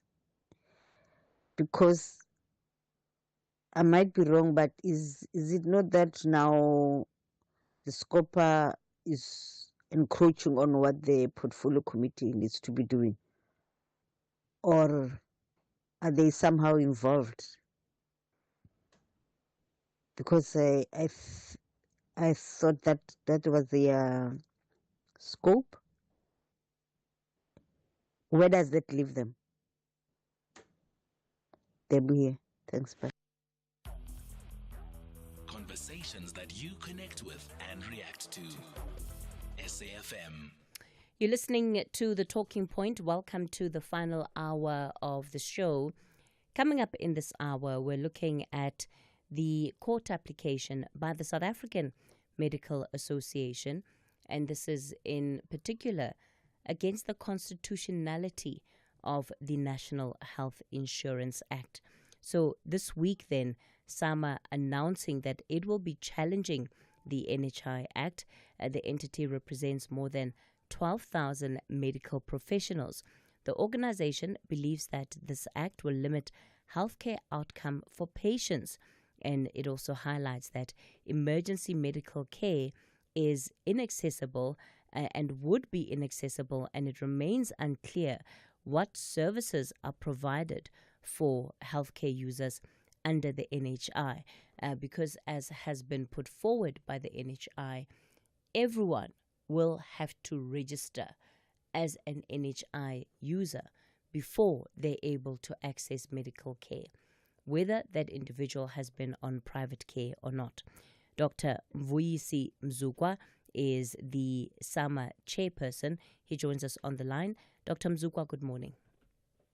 Good morning to you, Cathy, your crew and your listeners, and thanks for having me in your program.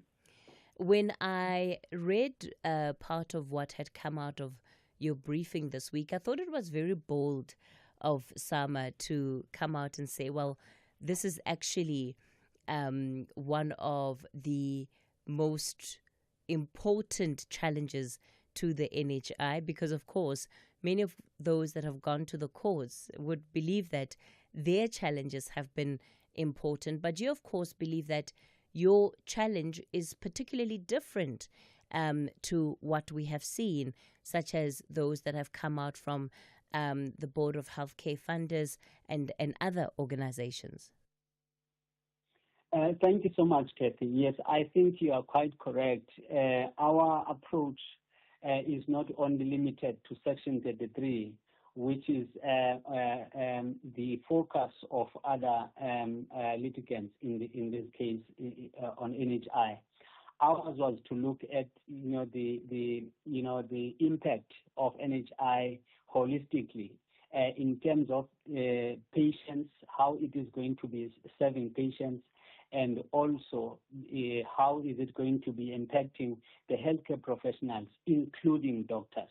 So it's not just limited, whether the doctor is working in the private sector or in the public sector, we don't differentiate, because we represent members from both sectors, but also a doctor can be a public sector employee in the morning, but late in the evening is working in the private sector.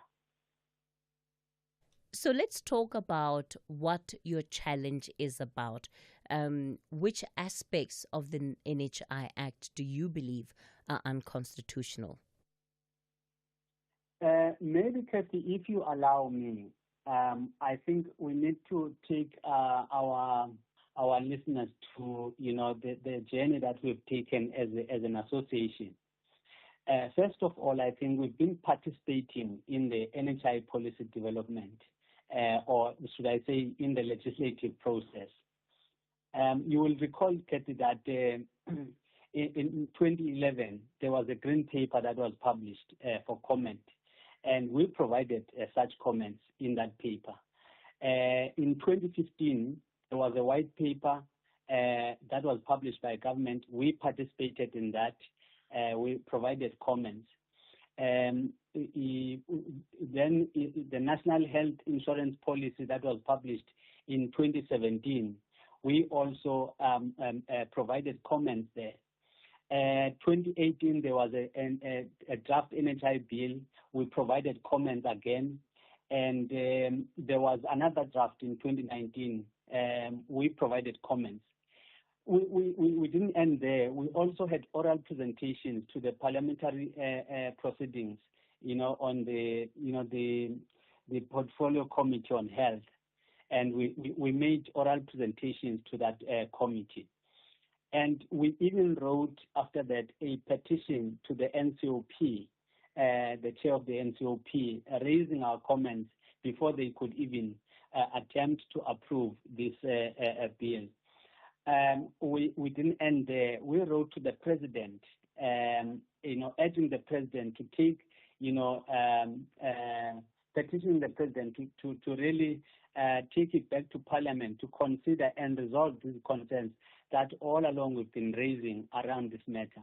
But as you can imagine, Cathy, after exhausting all these internal constitutional processes, we thought, because we never got even a single feedback from government regarding this in all our submissions. So we thought, so that we get an ear from government, it would be better if we drag them to the court of law, because in that space, they will be forced to respond to our concerns. And then I think we'll be satisfied with how the court is going to be dealing with the matter. So yeah, you can go ahead. Yes. You've raised. You were asking me what are the key issues that you are raising, Cathy. The first one is that we're raising concerns around, the excessive bureaucracy and the limited access to care, by fellow South Africans. Because all South Africans, like you said in your introduction, they'll be expected to register as NHI users, at their specific primary healthcare provider. So, and as you know, Cathy, for more than a decade now, South Africa has been grappling with the issue of electronic health record. We agreed when we had conferences then in 2015 that there should be a universal electronic health record for all South Africans. Government has been failing to implement this in such a way that even today, when you have litigations, files are lost and all these things, and government can't win the cases because they are still paper-based, using a paper-based system. So now the issue of, you know that South Africans are very mobile. You know, they'll be in Cape Town, you find somebody in the next day is in Joburg and all these things. So you need a record that you can just click a button and receive all the information about that patient. So you can't be limiting people to just one provider. That is going to compromise access to healthcare. But also, it then says, if you are not registered, you cannot access care. And you know, Cathy, we've been having serious registration problems in South Africa, especially in the informal settlements and also in the rural areas, where you find that these services are too far, are not available, are not, you know, where people live. They don't provide services to where people live. So those are the limitations that we're pointing out, you know, to say, if you put it on paper that people cannot, unless they are registered, they cannot access healthcare, then we have a serious challenge with that, especially with these bureaucratic challenges. But also, you mentioned it that there are unclear benefits, you know, on what South Africans should expect from the NHI. But this includes, you know, the emergency services that you are talking about. It's not clear what is going to be happening there, especially if you have people that are not registered, they want to access the service. It's going to be a huge problem. Then there's another issue of healthcare funding. We know that the proposal is that this will be a tax-based funding. Now, Cathy, you are living, people who can afford, scot-free. You want people who can afford to go and chew with people who cannot afford, you know, and use that a small resource for people who can afford. For example, people who can pay for their medical expenses, why would you subject them to, you know, when they, on top of that, pay their taxes? You know, you are limiting care in that because the resources are limited, but you want to increase demand. And people who can afford are left scot-free. Then the other problem is, you know, the impact on healthcare professionals that we have outlined. You know, healthcare professionals, their freedom to practice medicine will be very limited because it will, you know, their clinical work will be dependent on the protocols that will be developed by the NHI. Now, you know that there's issue of litigation. If I can't practice the way that, who is going to be taking liability there? So those are the issues that have not been ironed out and questions that we kept raising. And you know, Cathy, we've been raising the issue of other pillars of a healthcare system that have not been addressed. Mm-hmm. The numbers, we have unemployed doctors and all these things. You know, unemployed nurses. We've got shortages, dire shortages in the healthcare system. Those questions have not been answered until up to today. Mr. Mzukwa, I want to begin just with the first aspect, which you touched on, which is about just the infrastructure that is going to be needed to roll out the NHI. And you point out specifically around the issue of individuals, everyone needing to register as an NHI user. Why do you think that the process of registering effectively all South Africans as NHI users. Why do you think that that's fundamentally flawed and that the government is setting itself up for failure here? You don't have to look too far. You just have to look at the examples around us. For example, there are people who cannot access the elderly grants for now.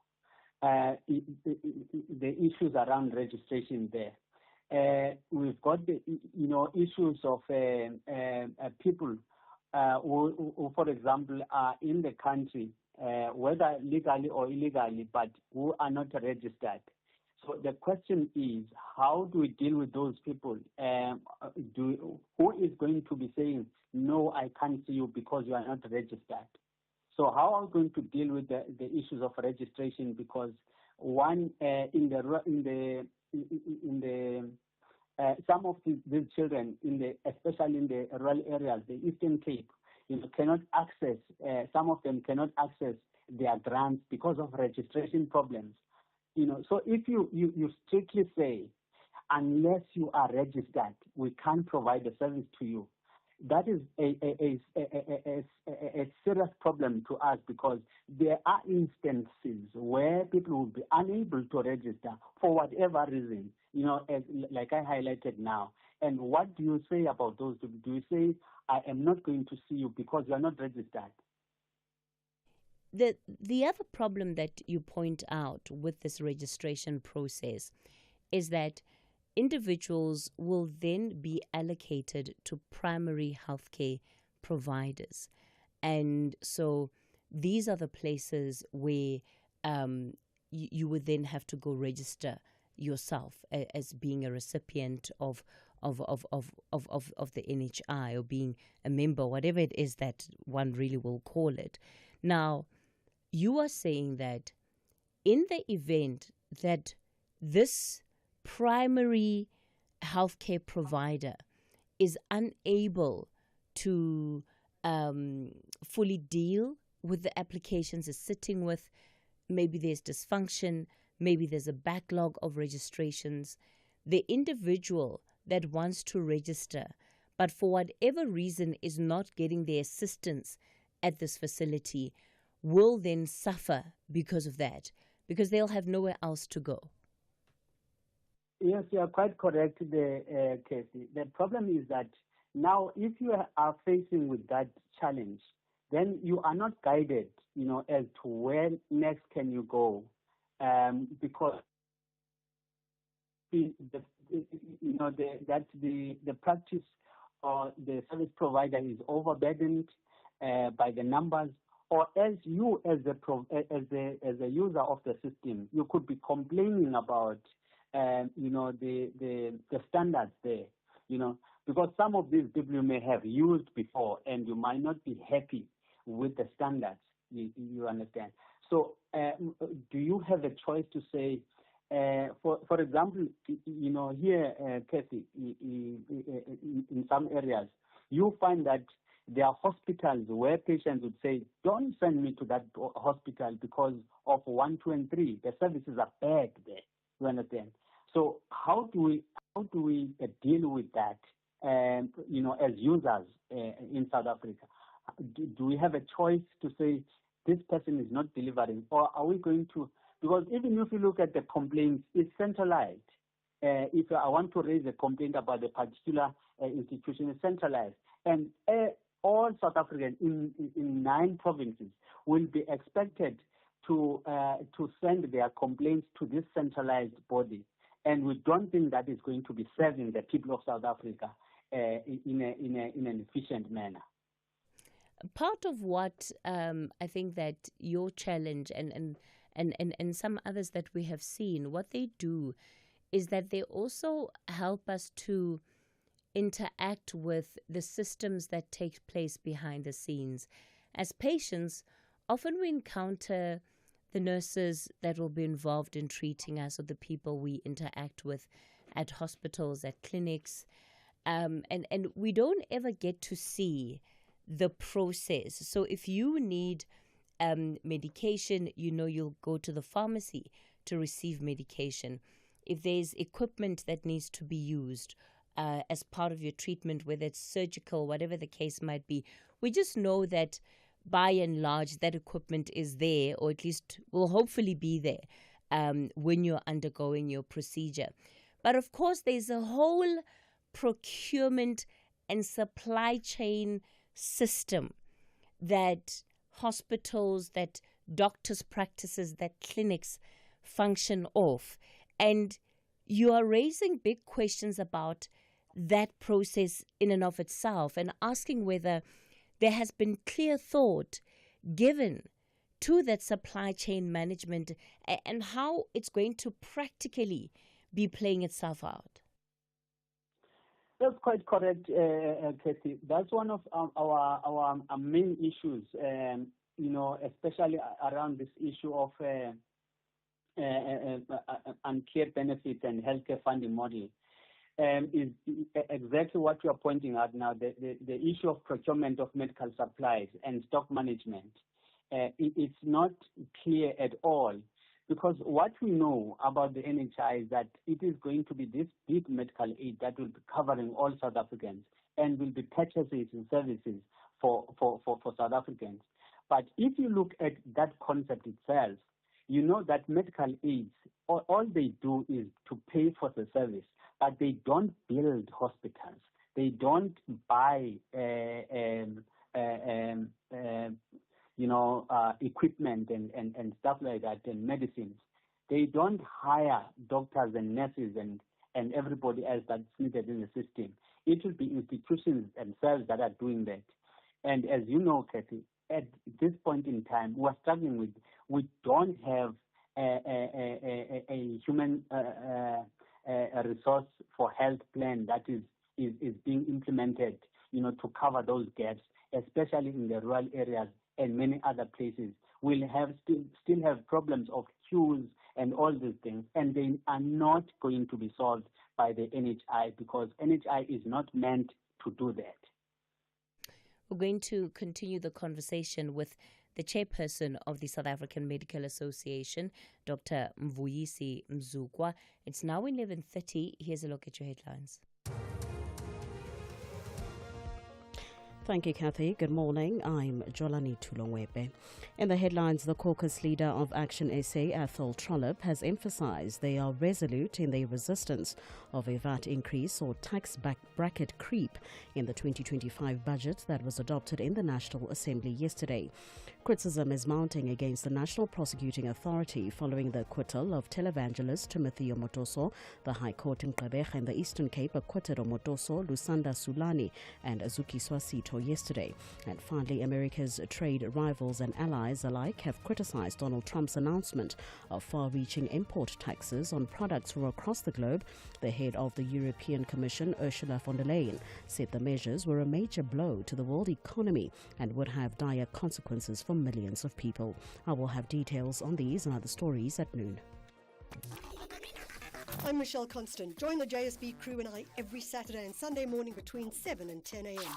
We promise to keep you informed and entertained with innovation, culture, cars, travel, life learnings, environment, and of course, your big fat juicy. Small stories, big ideas, massive inspiration. The Jet Set Breakfast on SA3. SASSA Gold Card beneficiaries can still come and collect the new Postbank Black Card. Avoid the risk of not receiving your grant. Join over 1.3 million beneficiaries that are already conveniently receiving their grant using the Postbank Black Card. There are multiple selected outlets nationwide where you can swap your SASSA Gold Card for the new Postbank Black Card. Dial *120 *355 hash to find one near you. Standard rates apply. Postbank, your bank. The Talking Point with Cathy Mohlahlana. Weekdays, 9 a.m. till midday. We continue the conversation on the Talking Point. We're looking at the challenge that has been brought by the South African Medical Association. This is challenging the NHI Act on grounds of constitutionality. On the line, Dr. Mvuyisi Mzukwa is the chairperson of that particular association, and he's been talking to us about the reasons why they believe the NHI Act in its current form is unconstitutional. So he's already touched on the issue of registrations, right, where patients, doctors alike are all going to have to register. Sama believes that this is an administrative undertaking that will simply be impossible for the state, and that means that in the interim, people would be disadvantaged by not being able to access medical care simply because they have not been adequately registered. He's also talking about the procurement system in as far as the medical supplies under the NHI is concerned. And he says there isn't any clarity around how that's going to work and what the impact of that is going to be on stock management and stock shortages, particularly for the facilities that would need to be getting these stocks. Dr. Mzukwa, you've also raised concerns about the consequences that this is going to have for healthcare practitioners and professionals. You believe that there are impossible standards that are being set for those in the industry. Firstly, let's talk about the accreditation process. How different will it be from what currently exists? Because currently doctors need to have a practice number that needs to be reviewed. It needs to be revised. I don't know if it's annually or if it's after a certain period. But there is a framework that governs how doctors are able to practice. Yes, Cathy, there is currently a system that allows that, like you've mentioned, you've got to be a registered practitioner with the HPCSA. If you are working in the private sector, you've got to have that practice number from the Board of Health Funders. So it's a system that is in place. But with this, there are two things that are going to be happening. One, it is the accreditation that must happen. I think with the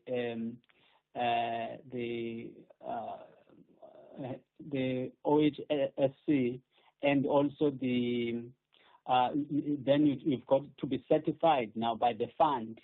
So there are two levels, that you've got to go through before you are accepted to the fund. It's accreditation and certification. So, but like you said, we already have the systems in place, and nobody has ever complained that these systems are not working, or perhaps it didn't come to our attention, But, the Office of Health Standards Compliance will be dealing with the issue of accreditation of the facilities, and then come, the issue of the certification. So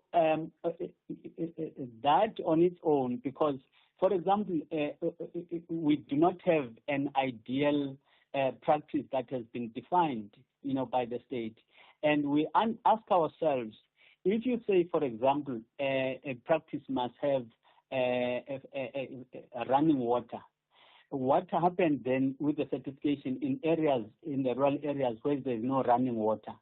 How are they going to be managing in those areas? Because according to the NHI, people should be just traveling, short distances and receiving their care. And according to the universal health care, universal health coverage. And the other thing about this is that, like I said, who is going to be looking at, the cost of that? Who is going to be looking at the cost of, those providing those services or equipping the practice? Are people going to be subsidized? What is going to be happening, especially in the rural areas? What is going to happen there? So, there's all these ill-defined, should I say, or even undefined accreditation criteria, but also, there are other challenges, the rural areas versus the urban areas. The terrain is not the same. The ground is not level for everyone. So ultimately then, Dr. Mzukwa, what would you want to see happen now? You've raised this challenge, you've brought this court application. What are you hoping will happen next? I guess beyond just the fact that you are in court, but in as far as the outcome of your court action is concerned.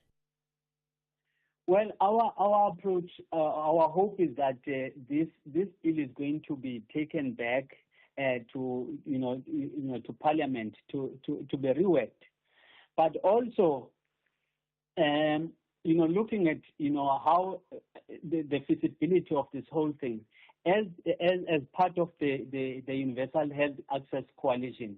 We have submitted already a comprehensive document, that talks to the reforms. You remember we invited last year by the president to say whoever has got a proposal on how we can reform healthcare, then they are allowed to just submit to the president. We did that as that coalition, to say these are the proposals. And those proposals are very clear to us, Cathy. If you may allow me a few minutes to go through a few of those. Sure, go ahead. Yes. One was saying that, the NHI is centralized. And, even central hospitals, the function will be shifted to national government. But we are saying national government has never run even a single.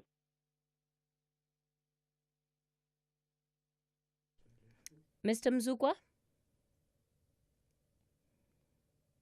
All right, I'm not sure what has happened there. It looks like we've just lost him on the line.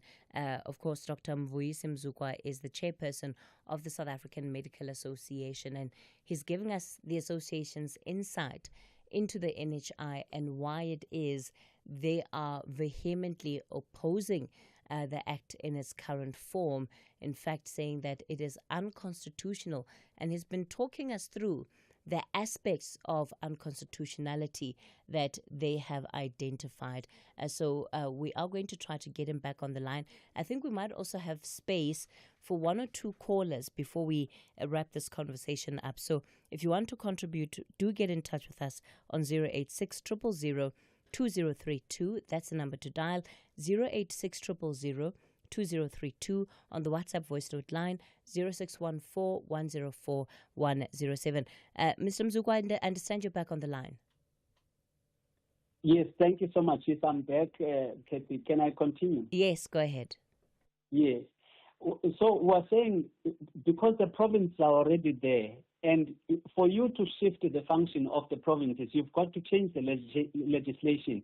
In the NHI, it anticipates it, but it does not execute it in terms of how is it going to be done, because this is legislated. So now, what you need is to deal with the political interference at the institutions. All you need to do is to make those hospitals independent. They must take decisions, but they must have a supervisory board, not an advisory board, a supervisory one. That is going to be making sure that the CEO and the management of the hospital is held accountable. And you remove, all these political interferences, and you can see, the change that is going to be there, because one, the institution is going to be innovative. They can even attract medical aid patients, those that are covered in the private, to come and use their services in that hospital. So those are the things that need to be done. But the other thing, Cathy, is the issue of corruption. If you have these supervisory boards, before a CEO can plan to buy skinny jeans, they'll have to account first to those that supervisory board, because before you implement the plan, it must be approved by that supervisory board. So it is going to be something that is going to be assisting us. But when it comes to funding, we're saying you can't run a country, a healthcare system dependent on taxation, because we've got a small tax base. Those that can afford, let us allow them to pay for themselves. But those that cannot afford, then they must be assisted with the tax, But we also create other medical schemes that are affordable, that people can join. But we make sure that those that are high earners, we make it compulsory for them to be in the medical aid, so that they don't, when they have a problem, run to the state, to use a system that is meant for people who cannot afford. So those that can afford, they must be made to join medical aid, and it must be compulsory for them to be covered. When they when they have challenges healthcare-wise. So, as you had mentioned at the beginning of the conversation, these are contributions, views that you have raised before. Any reason to believe that there will be a different outcome in as far as their incorporation in the Act is concerned? Because the reality is the courts can only go so far. So even if you win the case on the constitutionality, at best, you're going to find that the court sends the bill back to Parliament, and then you're caught up in the same process that you say did not take into account all of the submissions that were made, did not take into account all the concerns. Look, Cathy, we are a medical association. We have a responsibility, to advise government. We are working with government on how, a healthcare system should be reformed. And I think we cannot fold our arms, to say, well, government must do as they wish, especially when we think, what they are doing is not a true reform. We've got to come and advise. It's not going to be the first time working with government. What we're talking about now is the NHI. That may take, as they say, 15 to 20 years or more. Now, we have a problem now, Cathy, and the proposal that we referred or sent to government is a proposal that can assist now, without, so much of fiscal requirements and even change in legislation. So it's a very feasible type of proposal. But like I said, as an association, we can't fold arms. We've got to be providing solutions to the healthcare, assisting and collaborating with government. And we must differentiate this, Cathy. There's a difference between universal health coverage. That is the end point. We want to get there. But how we get there is what we are talking about now. And people don't want, to be advised. They think that you want to co-govern when you advise them and say, this is not working, it's not feasible, and stuff like that. All right. Let me quickly bring in Dumzi from Cape Town. Dumzi, good morning. Hello. Yes, Dumzi? Yes, it seems like the doctor's application to the court are premature because their arguments are mostly on the operational side, how it will operationalize instead of the constitutionality. In my opinion, that is.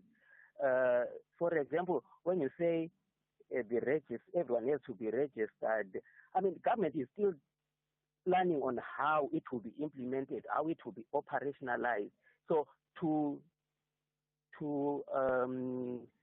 put those as grounds for its unconstitutionality, I think it's a bit premature, unless maybe there is a plan already that government has tabled on how they would register everyone into the system, and that plan is unconstitutional.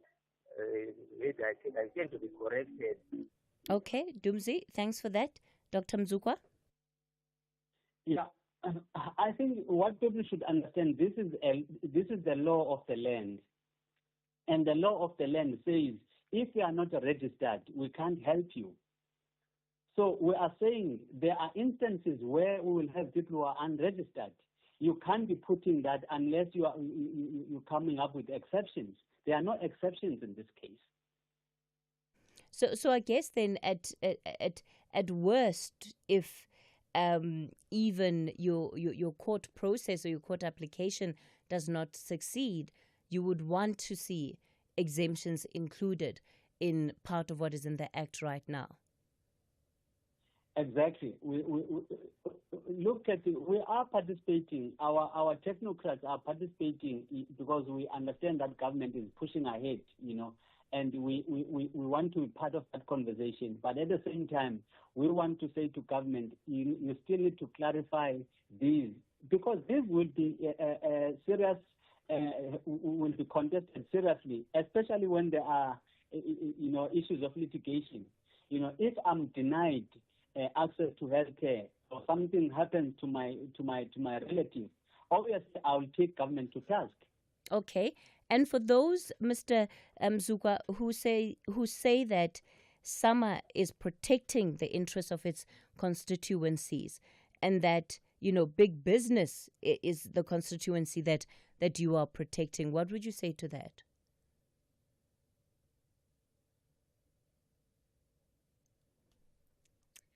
Hello, Mr. Mzukwa. Oh, all right. I don't know what is going on with that line. Apologies for that. So try to squeeze in that last question. Unfortunately, we've lost him again. All right. I guess on that note, that's a good place for us to leave it on the talking point for today. The show back with you again tomorrow between 9 and midday. Till then, stay tuned to SAFM for all your latest news updates and current affairs information. SAFM supports a litter-free South Africa. Play your part in keeping our surroundings and environment clean. SAFM, leading the conversation.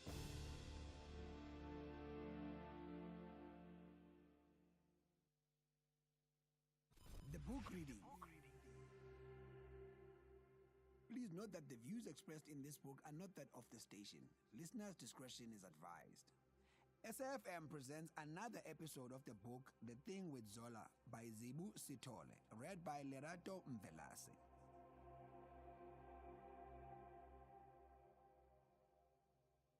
Why are you doing this to me? She'd asked in disbelief. He hadn't been able to answer her then, and he doubted he'd be able to answer the same question now. So, he'd lied. We're meant to be, Hlehla. I know it. I can feel it. And I know in the end it will always be you and me. Just not right now. I have nothing to offer you now. He'd spent the rest of that night fiddling calls from his parents. Her parents and a distraught Oguhle after she'd gone back to her parents' home for the night. Now he was going to have to do that all over again. Except this time, he was going to have to tell her the truth. There was no future for Mbali and Oguhle. Damn, he whispered to himself. He'd never imagined he would be in this position again, but things had gone too far. When he'd broken up with Oguhle, he'd expected her to move on, find someone who would love her and make her so happy she'd forget all about her childhood sweetheart. He'd really hoped that would give him the space to move on too. She was beautiful, successful, and smart. There was really no reason for her to be alone and desperate. And yet she was. And this wasn't the first time she had sabotaged his relationship. She'd introduced herself to one woman as his long-suffering wife. She turned up to an event he'd attended and confronted his date, publicly claiming he was cheating on her. That time, their parents had become involved, fueling her belief that in the end, he'd grow up and become the perfect husband she was waiting for. Mbali sighed and checked his phone. It was a little after midnight. In Tokyo, it was very early in the morning, but the office would be open. His father would be sitting up for his meetings or crunching numbers with his banker. It was time to make the call. Half the world away, Elias Tabete was doing just that. He was a stern man who liked everything to be done to his exact standards. Mbali, his only son, always fell short of his expectations. Since Mbali was a child, they had argued and fought over just about everything. Mbali resented Elias, but he was desperate. Right now, Elias was the only person Mbali trusted to advise him. "Boy," his father answered the phone. "Baba," Mbali greeted. "How are you?" His father granted his response, his usual answer. Elias wasn't one for pleasantries and was not an easy man to get along with. He liked to get straight to the point. Mbali often wondered how his father had managed all his infidelities when he was so difficult to like. Mbali usually ended their conversations thinking his mother was a saint. "I'm surprised you're awake," Elias said. "I know how much you like your sleep." Mbali bit his tongue and decided to ignore his father's insinuation that he was lazy. "We do things differently, Dad," Mbali simply said. "There's a wrong and a right way of doing things," Elias boomed. "Maybe if I hadn't handed you everything on a silver platter, you'd understand." Elias could go on like this for hours, taking apart Mbali's every habit and blaming his every failure on him being spoilt, like he wasn't top of his class because he'd never walked barefoot to school. Even though Mbali had practically been raised by his grandmother, his father had watched his every move from afar. From the other side of the world, Elias had been informed if Mbali had misbehaved at school or passed or failed a test. He'd spoken to him mostly to admonish him, but as much as Mbali dreaded speaking to his father, Elias was also the only person he trusted to advise him because he cut straight to the chase. In a certain sense, it was his gift, possibly his only one.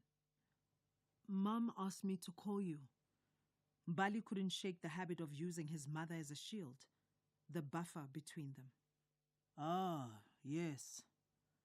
Elias made a sound that stood for mirth, but the pride in his voice was also unmistakable. "I've heard your news, and I must say I've been waiting for you to finally do the right thing." So the news had traveled. Mbali's parents had been misinformed, likely by Oguhle herself. She'd probably read too much into him helping her when she was hurt, and his humane gesture had somehow been translated into a marriage proposal. Mbali tensed. He knew his conversation with his father could go one of two ways, and it was clear that this was going to go badly. "Dad, there is no news. I tried to explain that to Mom earlier," Mbali said irritably. "I don't know where you've all got this from." "Real men don't whine," Elias admonished. "Talk like a man, not like a little girl. What are you saying, Mbali?" Mbali took a deep breath to settle his own anger. "I'm saying there's no news. Things between Oguhle and I are the same as they always were. We're not even together." Elias was quiet for a while, probably trying to figure out where he had gone wrong, why his son always seemed to do the opposite of what Elias wanted. "When are you going to grow up, Mbali? Oguhle is the one. I know this for sure. Girls like that don't come around every day. If you don't get your act together soon, a smarter man will beat you to it." Mbali lost his patience. "That's exactly the point, Baba. I wish someone would snatch Oguhle up and finally put an end to this madness. Oguhle is my childhood friend. I don't want anything more from her. I don't see her in any other way, and I never will.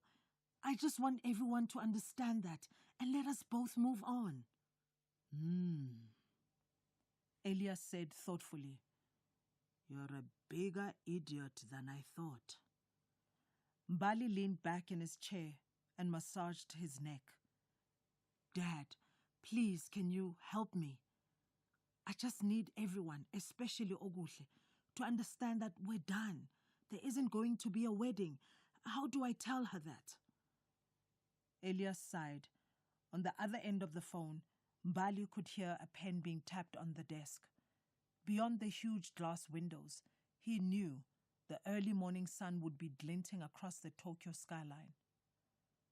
The only thing I can help you with is advice. Elias said gruffly. I can't do this for you. Understand? You need to speak to Oguhle first. She's the one driving this whole thing. But be aware that once you break things off with her, there won't be any turning back. Mbali was already preparing for the worst.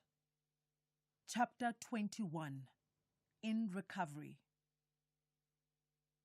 Monday morning, and Oguhle felt weak. She'd been up all night stressing about the expo. It was only 2 weeks away now, but with one working arm, there wasn't much she could do. Even though she'd only been at the recovery center for a weekend, she felt like things at work were already spiraling out of control. The thought of what might happen without her physically at the helm made her anxious. She pressed the call button and summoned a nurse to help her pack and get ready to leave. Oguhle, you need to take things easy, said the matronly nurse. I really don't think leaving is a good idea. You can't even pack your own bag. You'll be able to do far more at the office if you first let yourself recover. But Oguhle shook her head, grabbing what she could with her one working arm and stubbornly pressing on with her plans to get to the office. I'll make it work, she said. I can't do anything from here. With her bags ready and waiting, Oguhle tried to call Mbali one more time. She hadn't heard from him since he'd left the center on Saturday evening with Zola, and that only added to her anxiety. Her accident had been well-timed, though. He'd spent the whole of Saturday looking after her. Clearly, it had made Mbali see just how wrong he'd been for sidelining her. Even though she'd been in agony, she'd seen and appreciated the love and concern in his eyes when he'd got to her house and found her sprawled on the floor crying. And he hadn't missed a beat. He'd driven her to the hospital and stayed with her throughout the doctor's assessments.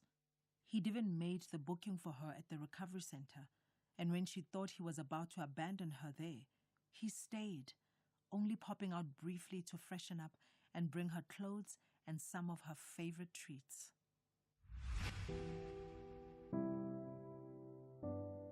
That was another episode of the book The Thing with Zola, written by Zibu Sithole, read by Lerato Mvelase. The book is available online at www.penmacmillan.co.za and in all leading bookstores countrywide. It is broadcast on SAFM at 11:45 Monday to Thursdays on The Talking Point. It is produced for the station by Vovi Patala, read by Lerato Mvelase. Technical production, Wiseman Manmele, Nanda Koza, and Tato Mapuruma.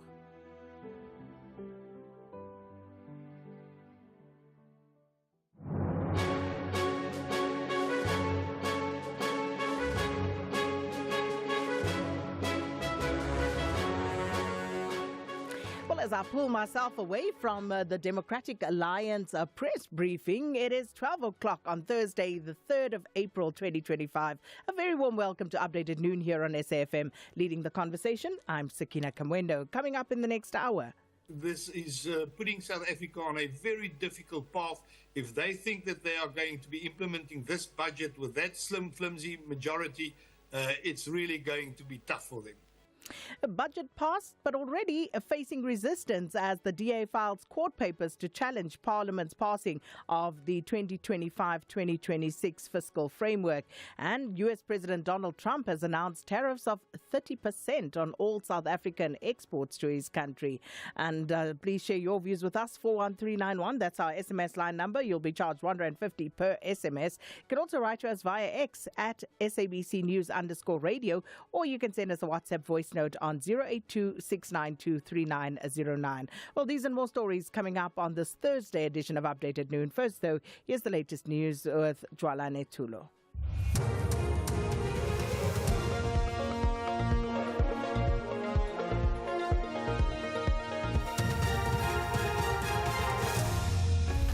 Thank you, Sakina. Top stories. The Sawa Action SA remains resolute in its resistance of a VAT increase and mounting criticism against the National Prosecuting Authority Good day.